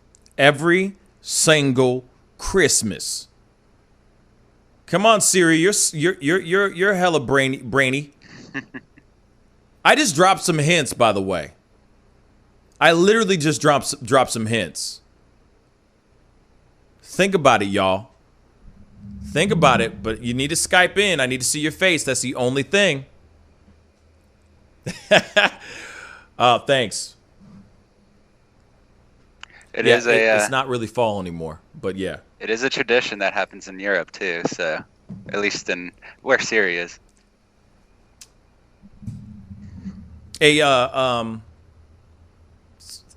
Something that was named after it too.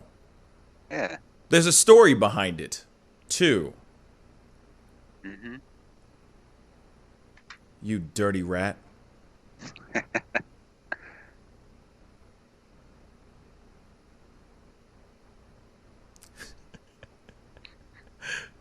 Your kids are yelling suggestions. You dirty rat. Swift kick in the nuts. Chestnuts roasting on an open fire.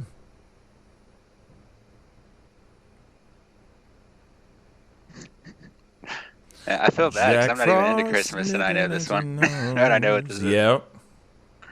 Yuletide carol being sung by a choir, and folks dressed up like Eskimos.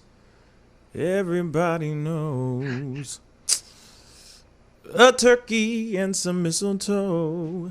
Come on, guys! You guys are a sled. Get a sled every year. That'd be cool. Actually, Dead. A sled. I'm dead. A sled. Ooh, we got somebody. Ooh, and they just gave up. Ah, yeah. Oh, here, there we go. See, it's like, nope, nope. Okay. Let's see. Actually, hello, Chris CCC. Ooh, we got somebody. Ooh, I keep forgetting to pause my. It's okay. It's okay. I think she did her research. Hold up. Let's. Oh, wait. Oh, I'm sorry. I'm not. Hold on 1 second. I am so sorry. Okay, now it's fixed. I'm sorry. Okay, you ready? You ready to play some pop quiz hot shot? All right, here we go. Ask the question one last time for me, buddy. Or again. What is it that Pascal gets one of every single Christmas? The only thing I heard Mr. Pascal's show say was the story about his beer that his girlfriend gave him and everything. So I know it can't be that. So I'm just going to go with the Christmas tree of the Christmas tree. It has to be the Christmas tree. I'm dead. No, but I'll give you one last. I'll give you one more guess. Everyone gets 2 guesses. Everyone gets two guesses. It's more bear-like than tree-like. Yes. Not Build-A-Bear. I don't remember him saying Build-A-Bear, but I do remember the story that why he has the bear still in the background. But that's the only Christmas thing I remember, the bear. But I think even was it the Christmas outfits for the bear? I'm just, Okay. What he got? The only thing I remember is the girlfriend got you the bear, or you put your message in there, and that's why you still have it back there due to your dad. Okay. But that's the only thing I remember, and the only generic thing I can think of is literally a Christmas tree. Okay, nobody's listening to the hints I gave away. No. I heard rat. Who the rat? Where the rat at? Rat trap. Rat trap. You don't have to be so mousy about it. Ooh. Mouse. Why would he get? And you have puppies, it wouldn't make sense, but even cats, so it doesn't make sense. It has to do with all the things I just said. I mean, ignore the singing the Christmas song, but in the very beginning, chestnuts roasting on an open fire. It can't be chestnuts, Mr. Pascal. No. So you are not the type to go Marshmallows. No. Okay. Thank you so much for playing. I love you. I tried. Hey, come on, David with the beard. Come on, David with the beard. Easier questions. We'll be talking soon. Bye. Oh my God, this is glorious. Let's see. I think I got Siri here. Okay, hold up. I think she's gonna pop on. Hello? I'm just saying I have to switch over. Sorry. Oh, okay, no worries. Ah, my camera's off. You catching us in about, is it on now? Not yet. Oh, there we go. Boom. Whoa. Whole family. The whole fam is here. Either the advent calendar or the advent calendar. This is the only option we can come up The with. what or the advent calendar? What was it? Advent krantz or the advent calendar. No. No. Hold up. Okay, because you guys could all share the hoodie together out there. I know it's still cold in Germany, so hold up. Okay, because your son could get a sleeve, the husband could get another sleeve. That's the daughter. Oh, the daughter. I saw the head. No, I'm sorry. The arm over the head. I'm sorry. Hi. Oh man, I feel like a jerk. I'm so sorry. Now I just got to give it to him. Okay, here it is. Okay. Nuts. Mouse. Those were the two hints. It's very Christmassy. What is it? Like Nutmeg? Nee, gebrannte Mandeln. I'm gonna give you a little bit more because I feel bad for insulting your daughter. You said German. Now I'm completely. My head is going through German Christmas, and It's very okay. Hold on. I'm trying to tell it to you without telling it to you. Okay. Because if I say this, it's a dead giveaway. What did you just say? Nutcracker. You got it. Yeah. Every year I buy a brand new Nutcracker. Every year. Every single year. I started this like about 6 years ago. So I got like 6 Nutcrackers, and every single year I buy one. A brand new one. like those little men, or just one of those cats? Say that again? One of those little men that you push the lever. And Yeah, but I have different types. Ours doesn't work. No, we don't. That's from the other end of Germany. How am I supposed to think of that? I'm just saying. But it's weird because you said your Nutcracker doesn't work, and you're in Germany. Everything works for life. Anything that's made in Germany works for life, forever. You know what I'm saying? Oh, really? That's a lie? That's a lie. Oh, okay. Well, dang. Well, hey, congratulations. You just won a beautiful, beautiful hoodie. So I'm gonna make sure be sure to message me through here your address, and I'll make sure it's sent to you as soon as possible. Okay? Thank you for playing. That was fun. Thanks for calling. You got it though. A hoodie is going all the way out to Germany, y'all. All right, sweethearts. Thank you guys so much for playing. You gotta say thanks to Dad. He was you gotta say thanks to Dad. He's the one who figured it out with the quickness. He's the hero. You have a good one. I'll talk to you soon. Take care. Bye. Bye. Oh, that was amazing. That was fun. See? Yes, it's difficult. But it's fun. Yes. Yeah. Oh, Rebecca yes. Saley was the first one in chat to say it. I just didn't want to point it out at the time because she has to call in. I didn't want to say anything. You know what I mean? I saw that too. Dag nabbit.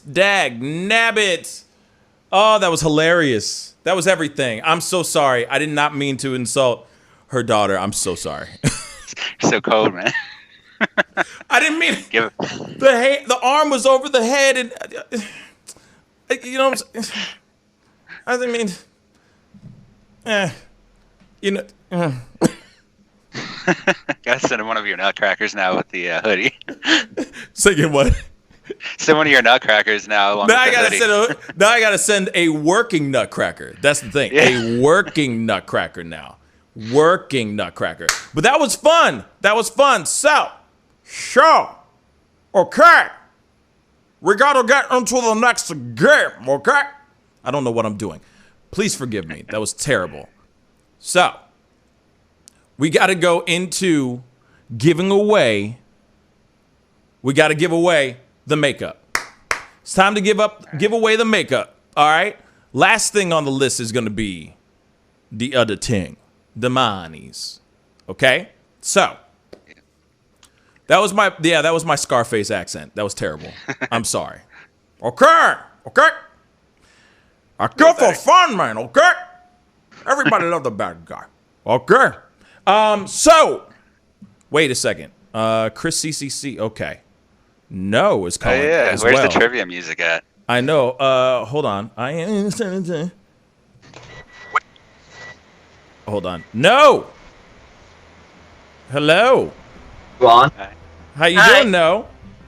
Hi. You want to play? You want to win Yes, some? I want to play. You want to If win I some would makeup? Send something to Germany. I have to play. I didn't know that it's supposed to be overseas. Hey, but like I said, I have no problem sending you the money, reimbursing you for the shipment. I have no problem doing that. Okay. I'm glad we sort that out. You let me know how much it is, and we'll get that taken care of. Okay, let's play this game. You ready? Damn, I was so nervous. You're gonna win some. You're gonna win some mother-loving makeup right now. Let's get it. All right. I'm rooting for you, girl. Come on now. Okay. Sure. This one might be a little tricky. I was gonna say David ain't playing. David ain't playing around, y'all. Pascal told me not to make him too easy, so if you're failing, it's Please. because of him entirely. No, yeah. Let's go. All right. So for makeup, the makeup reward. Who is the biggest makeup manufacturer in the world? Oh damn. Oh goddamn. Maybelline. Nope. Sorry. Oh, what? You get one more. Yeah. Mac. No. Sorry. Nah, that's fine. Well, you tried. You can always call again for the $50 though. I don't put makeup anyway, so it will be on notice. See, there you go. Now you gotta Skype in. Now you gotta Skype in this time. The next time for the monies. Okay. Yeah. It's for the shipment, for the payment of the shipment to Germany. I have to ship my stuff. My hoodie is traveling overseas. All the way over to Germany, man. That's beautiful, though. See? So you see what I'm saying? But it's a beautiful hoodie. The thing is, I really want to move to Germany. I was in Switzerland before, so I visited Germany before. Germany's and it would be nice to live in Germany because what you say is true. Whatever the Germans are doing, the German engineering, they last forever. Forever. But thank you so much for playing, sweetheart. We'll see you in a second, I'm sure. All right? Bye. All right. Okay. Skype lines are still back open again. Opportunity to win some makeup, y'all. Some really, really nice line of makeup. If you got the answer, all you got to do is, Chris CCC is calling in for her own makeup? Okay, let's try it. Let's see what's going on. Let's see what's going on. Hey, Mr. Pascal Show. I just have a really quick question. Are you going to do the 3? Wait, what just happened? What just happened? What just happened? What? Hold on. I just totally lost you guys. There you are. I can see you still, David. Is he going to do a bundle or 3 different questions? Because I want to add a question. Like Mr. Pascal Show said, my favorite color on family night. So if he's doing 3 different ones, I want to include what is Chris CCC's favorite color because he said it that one night. Can you see? Can you see me right now? I can see you now. Good. Yes, sir. Yep. I can see David too. Yeah. Something really weird just happened. So sorry, guys. Like everything all just died on me. Okay. So okay. Well, we can make it. We could adjust we can adjust Because a lot the of question. ladies was really excited for the makeup, so then doing one bundle, we can just do 3 different ones. But one of the question is what is Chris CCC's favorite color? Mr. Pascal should have said it that night. Ooh, okay. So there you go. I don't know that answer. I don't even remember. I feel like a jerk You now. don't somebody remember, one of the ladies remember. I know they have to. What is Chris CCC's favorite color? And I showed my whole room. Oh, now, okay, I got it now. I got it. Mm-hmm. Okay, cool. Okay, I don't cool. mind doing 3 different packages, because I know the ladies wanted the makeup. So it could be 3 random questions, but one of the questions is, what is Chris CCC's favorite color? Cool. So you have 3 of these. You have 3 packages. Okay, I didn't know that. I thought there was only one. The pictures is in the Discord. The eyeshadow palette, the highlight, and the eyeliner. I don't mind doing 3 different ones. Okay, cool. The ladies were like super excited. Yeah. Awesome. It doesn't have to be one pack. It's up to you how you want to do it. Okay, cool. Okay, we'll get it figured out. Thank you so much, sweetheart. We're going to make this happen. Bye. Bye. Okay. So there's a lot going on here. All right. Yeah. So what is her favorite makeup? Her favorite color and the makeup line that David said. So if you got any of those answers from the membership members only show, that should be fairly, if you're watching, you already know. You already know. So Skype in. The Pascal Show Skype. Space in between every single word. Holla at your boys. And win some dope makeup, y'all. People from all over the world. This is so crazy. A hoodie's going out to Germany, y'all. It's going to make that whole family warm. Like I said, they can work it out. One person gets a sleeve, another one gets the hoodie, like the hood. Another one gets the other sleeve, another one gets the whole body. See, I'm just saying, they could split it up. It'll be fine. Everybody will enjoy it. Anyway, unbelievable. Come on, guys. Come on. I put the number down there again. Yeah, we already put the Skype in there. Because they got a video. They got a Skype in. All right. Yeah, that's the rule. Them are the rules. No pressure. Can you hear this music? Oh, this whole thing just shut down out of nowhere. So now I got to share this ish again to you. Okay. You hear that? No. Oh, you don't hear the music at all? Okay. Don't worry about it. It's okay. You're not missing much. So, hey guys. Makeup, ladies, makeup, ladies. Somebody. Come on, guys. Come on. How about this? If you know the answer to either of those 2 questions, there you go. If you just know the answer to either of those 2 questions, you get the package, the whole thing. All right. All makeup. You guys just have to call in. There's only so many colors and makeup manufacturers. So. Facts. No pressure. Don't worry. Like I say, we'll wait. I will sit here cross-legged whilst drinking the very last remnants of my coffee. No? Nobody? The best part of waking up.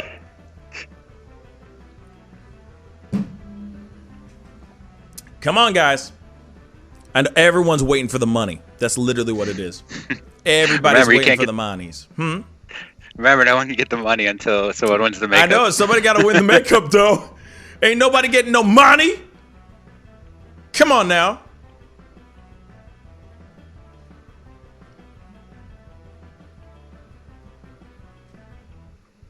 I got music going on. Hey. Feel it. It's Friday. Thank God it's Friday. Hey, come on, guys. Skype in. Even though if you want to Skype in one last time, and you want to give it a shot, give it an answer, you can get another swipe at this opportunity one last time. Okay? Okay? Come on. I'd like to see Nair win it. See, as soon as I go, I'm giving away 50, everyone's going to be calling like crazy. Yeah. Come on, there's not many colors in the rainbow. Loves. Don't be so scared, love. Just Skype in, love. Just Skype in. Jesus. Jiminy Crickets. Come on, y'all. Hey, what's up, Lawrence? How you doing, my brother? Thank you so much for joining the show. We're giving away some stuff. There's an opportunity to win $50 in a little bit. Not right now. We're giving away some makeup right now. Ladies, actually, and fellas, man, maybe hey, fellas, let's talk about this really quick. Fellas. Sometimes your lady needs some makeup. So this is an opportunity for y'all to win some damn makeup for your lady. Think about your woman, man. Yeah. And ladies. Some guys wear eyeliner too.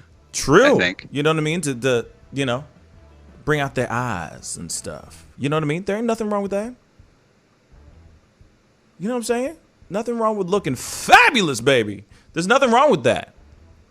So people are getting closer. I see the number 2 in chat a lot, but no one's got the number 1 yet. Oh, everyone's getting. Oh. Why did you make it so damn difficult, bruh? You might need to dumb this one down, bruh. You may need to layman terms this one a little bit. You know what I'm saying? All right. Maybe it's because their headquarters is in Cincinnati. That might make it easier for people. Oh, that's so stupid. Okay, I don't know it. I still don't know it to this day. I have no idea what you're talking about. But hey. I think you would know it once you hear it. See, this is what the puppet would do. Puppet version of me would be doing all this stuff. You know what I mean? They own a lot of different types of makeup brands. Let me see. I'll find the names and bring some up. No. Allison. Okay. No's calling in again. We're giving her one last. All right. You know what I mean? One last cry. One last cry. Okay. Hold up. Hold on one second. Okay. You were saying? Oh, bye. I want to show baby. Oh, so cute. Hello. Hi, baby. Okay.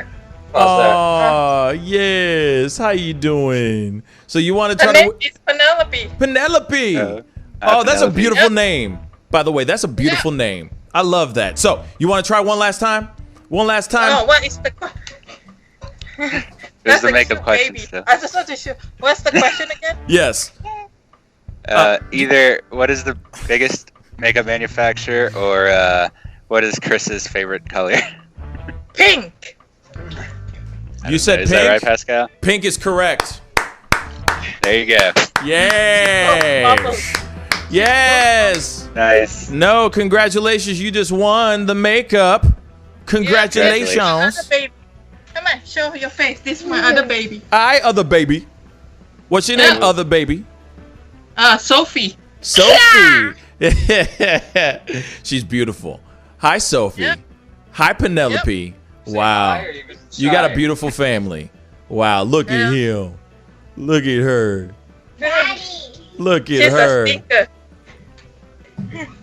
So cute. So cute. Okay. Hey, no. So just message me on Discord, or you can message right here. Just text your address so I can make sure that gets out to the proper person to send the winnings to you. Okay. Okay. Thanks. Congratulations, sweetheart. Thank you. Bye, sweethearts. I'll talk to you guys soon. Bye. Bye. Oh, that was cute. Oh, it's so cute. I can't take it no more. It's so cute. I can't take it no more, man.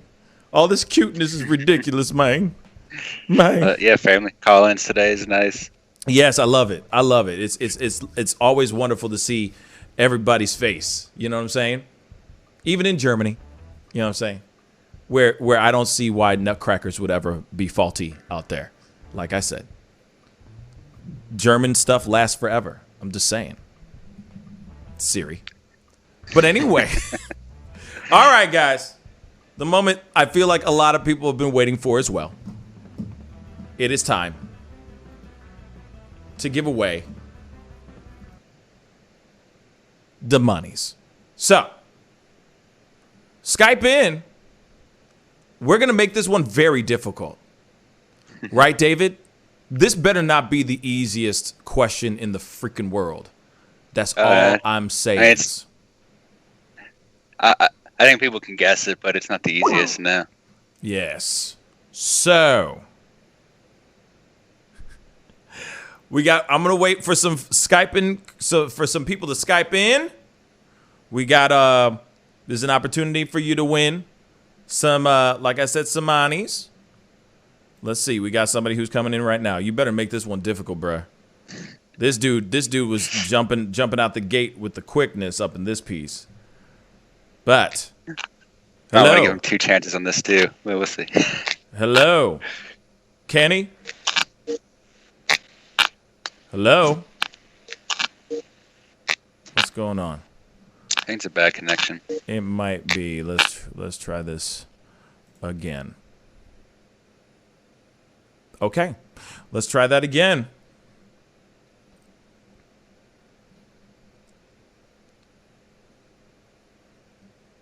Hello.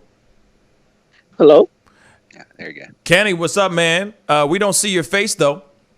Hold up. I'm trying to figure it out.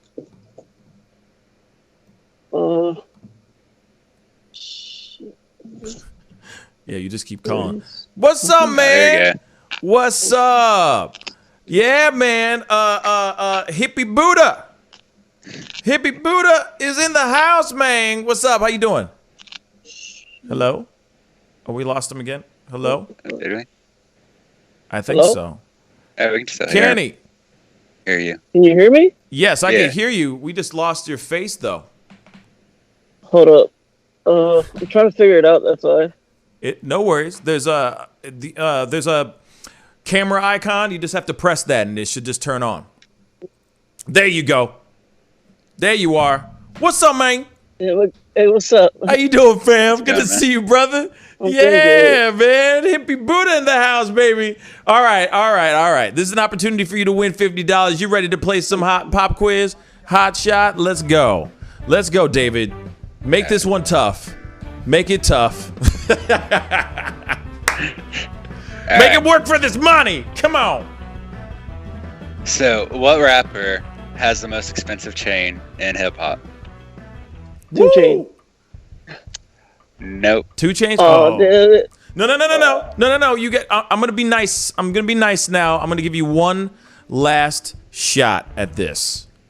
One more guess. There's like 2 answers too, so just based on because I'm counting both gold chains and diamond chains, so you get basically 2 options. Well, there you go. You just got to get one. There you go. Damn, I don't know that. But he's a big rapper, though. Big rapper. Future? No, sorry. Man, but hey. Oh well. I appreciate you trying. I appreciate. You know what? Hold up. Before you hang up. Hold up. Before you start hanging up. I'm gonna be nice. One last guess. Damn it. Let's see. I'm trying to think. One last guess, bruh. Do it for the fam. No pressure. I'm trying to think.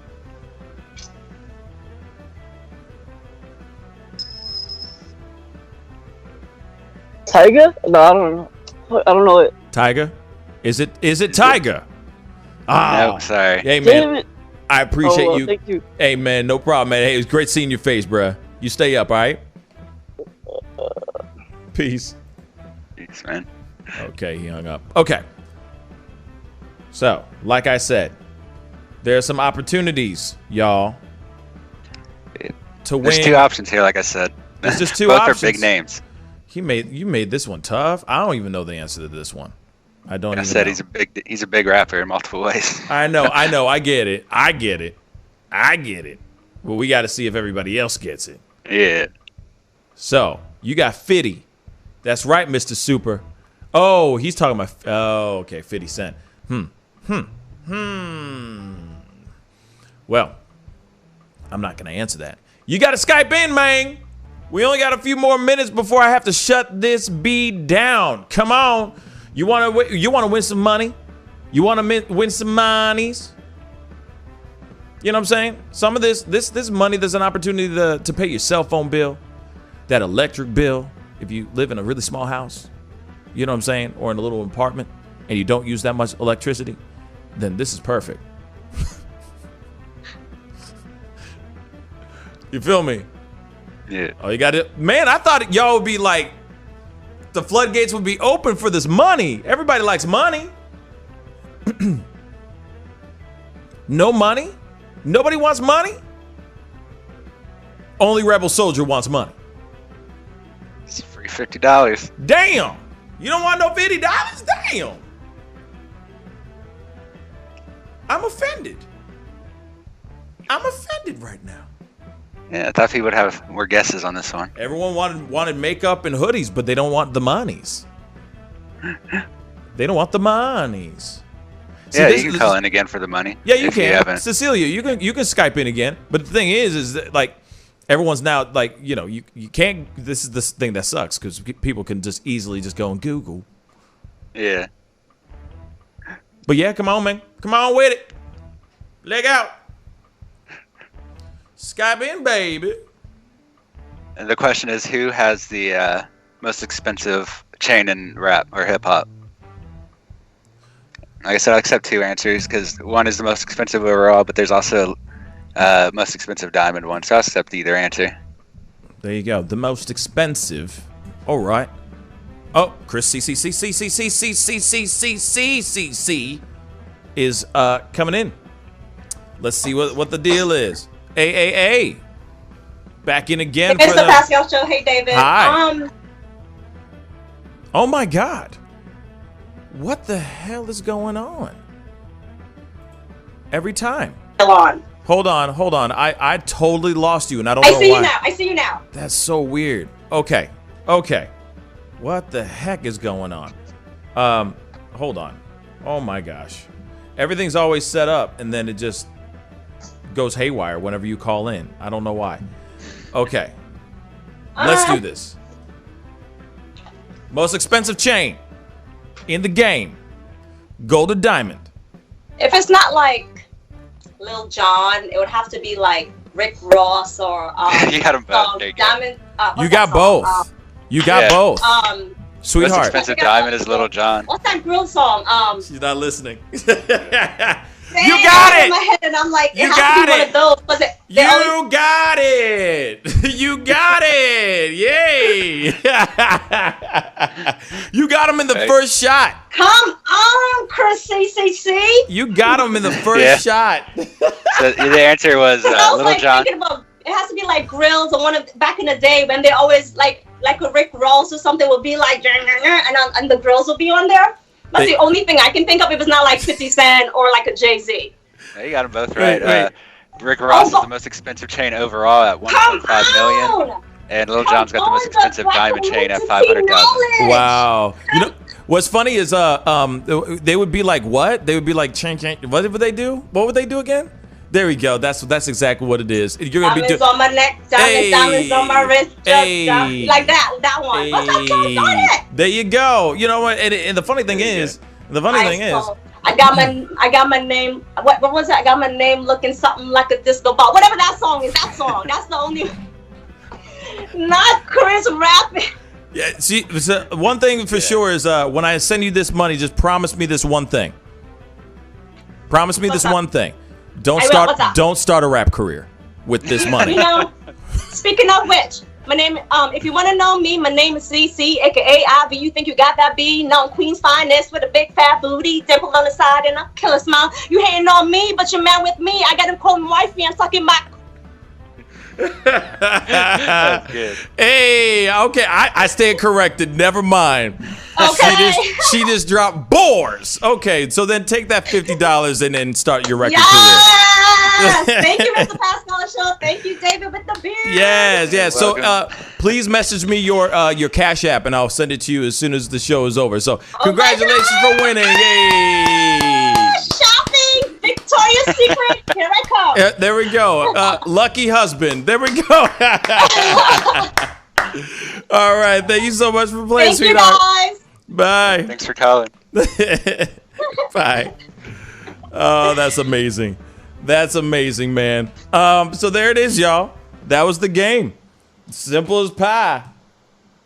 Easy as pie. Whatever. You know what I mean. There it is. There's the game. The game is over. Money has been played. Money has been won.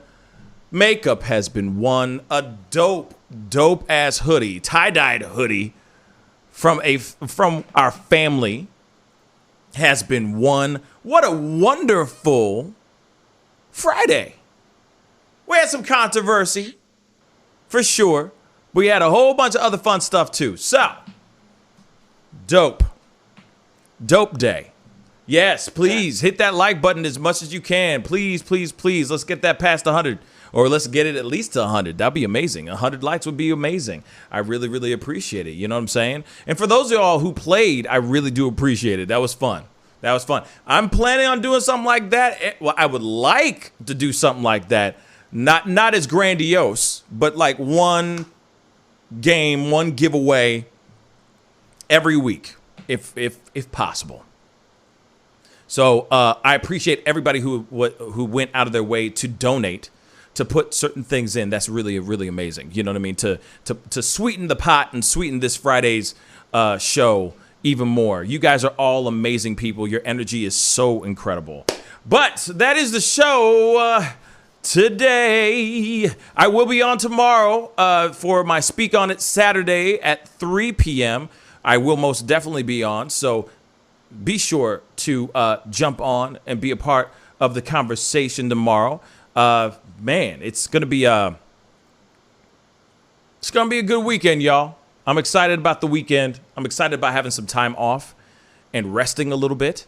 So I'm literally happy that it's Friday. I don't know about you, David, but I'm excited about it being Friday. Yeah. It's been one roller coaster of a week. I'll just be real. One roller coaster of a week. But David, thank you so much for being on today. I really appreciate it. Yeah, that was a really fun show today. Yeah, it was a lot of fun. Like I said, it was a roller coaster ride of emotions and fun. But that's what the show's all about, right? You know, we bring in some controversy. We talk about some news. We play little games. We give away some ish. And that's really cool. You know what I mean? And to think that somebody who made a really amazing hoodie, for example, is now going to be sending that all the way overseas to Germany. That's incredible. You know what I mean? That's so cool. And the fact that we have family that is international. You know what I mean? It's pretty damn amazing. You know what I mean?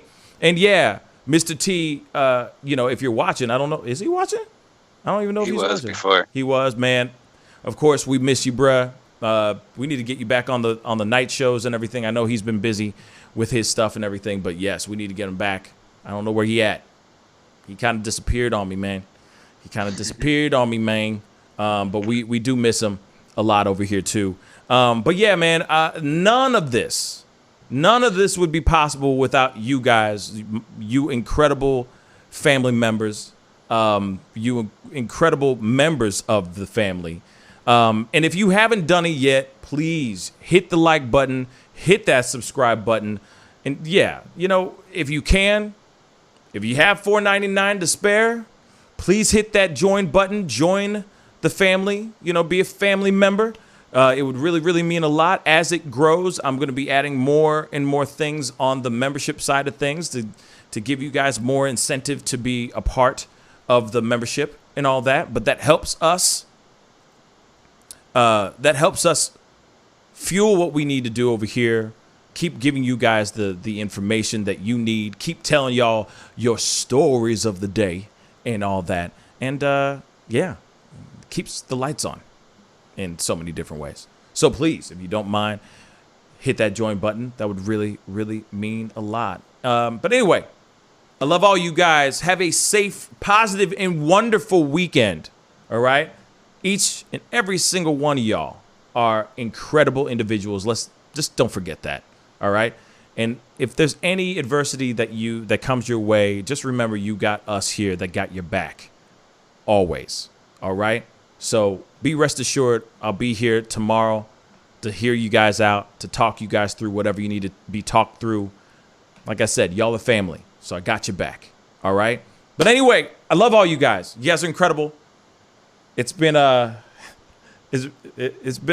Friday. It's been an amazing Friday, y'all. Real talk. It's been an amazing Friday, and I like being able to leave with a big ass smile on my face, and hopefully you guys are doing the same, and hopefully this smile carries you throughout the weekend until Monday or until tomorrow, so we can laugh some more at 3 p.m. Central Standard Time for our Speak On It Saturday. Anyway, I love you guys. Be good. Have a good weekend. Be good to yourselves. Be good to one another, and I'll see you guys Saturday. This is the Pascal Show. Bye. And Germany does make really good things. It doesn't go bad. Like I said, the Siri's family's lying to you about Germany's products. I'm just letting you know. They manufacture things that are solid. Solid. Just so you know. Even nutcrackers. Bye. Homeowners and property managers, if you're looking for effective and humane ways to remove wild animals and deal with the damage that they have caused, we have good news for you. Introducing Wildlife Command Center, a professional nuisance wildlife management company specializing in providing animal removal for residential, industrial, and commercial clients. We are the only wildlife company that checks 70 different areas on a structure to determine the answers to the following questions. Exactly which animal are we dealing with? How is the animal getting inside the home? What kind of damage is the animal doing to the structure? Once we get the answers to all of these questions, we develop and write up an action plan to resolve the animal issue completely and provide a quote to implement that action plan. We perform a very in-depth 70-point wildlife inspection. From visually inspecting the highest point, the chimney, to physically crawling inside the attic space and looking for animals, chewed wires, fecal matter, chewed structural wood. We inspect everything. Our inspection process covers all of the following 70 points: animal-proof chimney cap, roof ridge vents, roof to soffit junctions, dormer fascia, attic gable vents, gutter lines, fascia trim, garage door, utility penetrations, water, gas, electric, and cable, bathroom vents, attic roof ridge vents, attic electrical, wiring, junctions, boxes, and lighting, concrete decks, additions, wooden crawl spaces, basement plumbing, penetrations, ceiling, floor, and wall. Wildlife Command Center's mission is to deliver the finest quality wildlife removal and pest control service that is safe for the environment. For more information, call us now.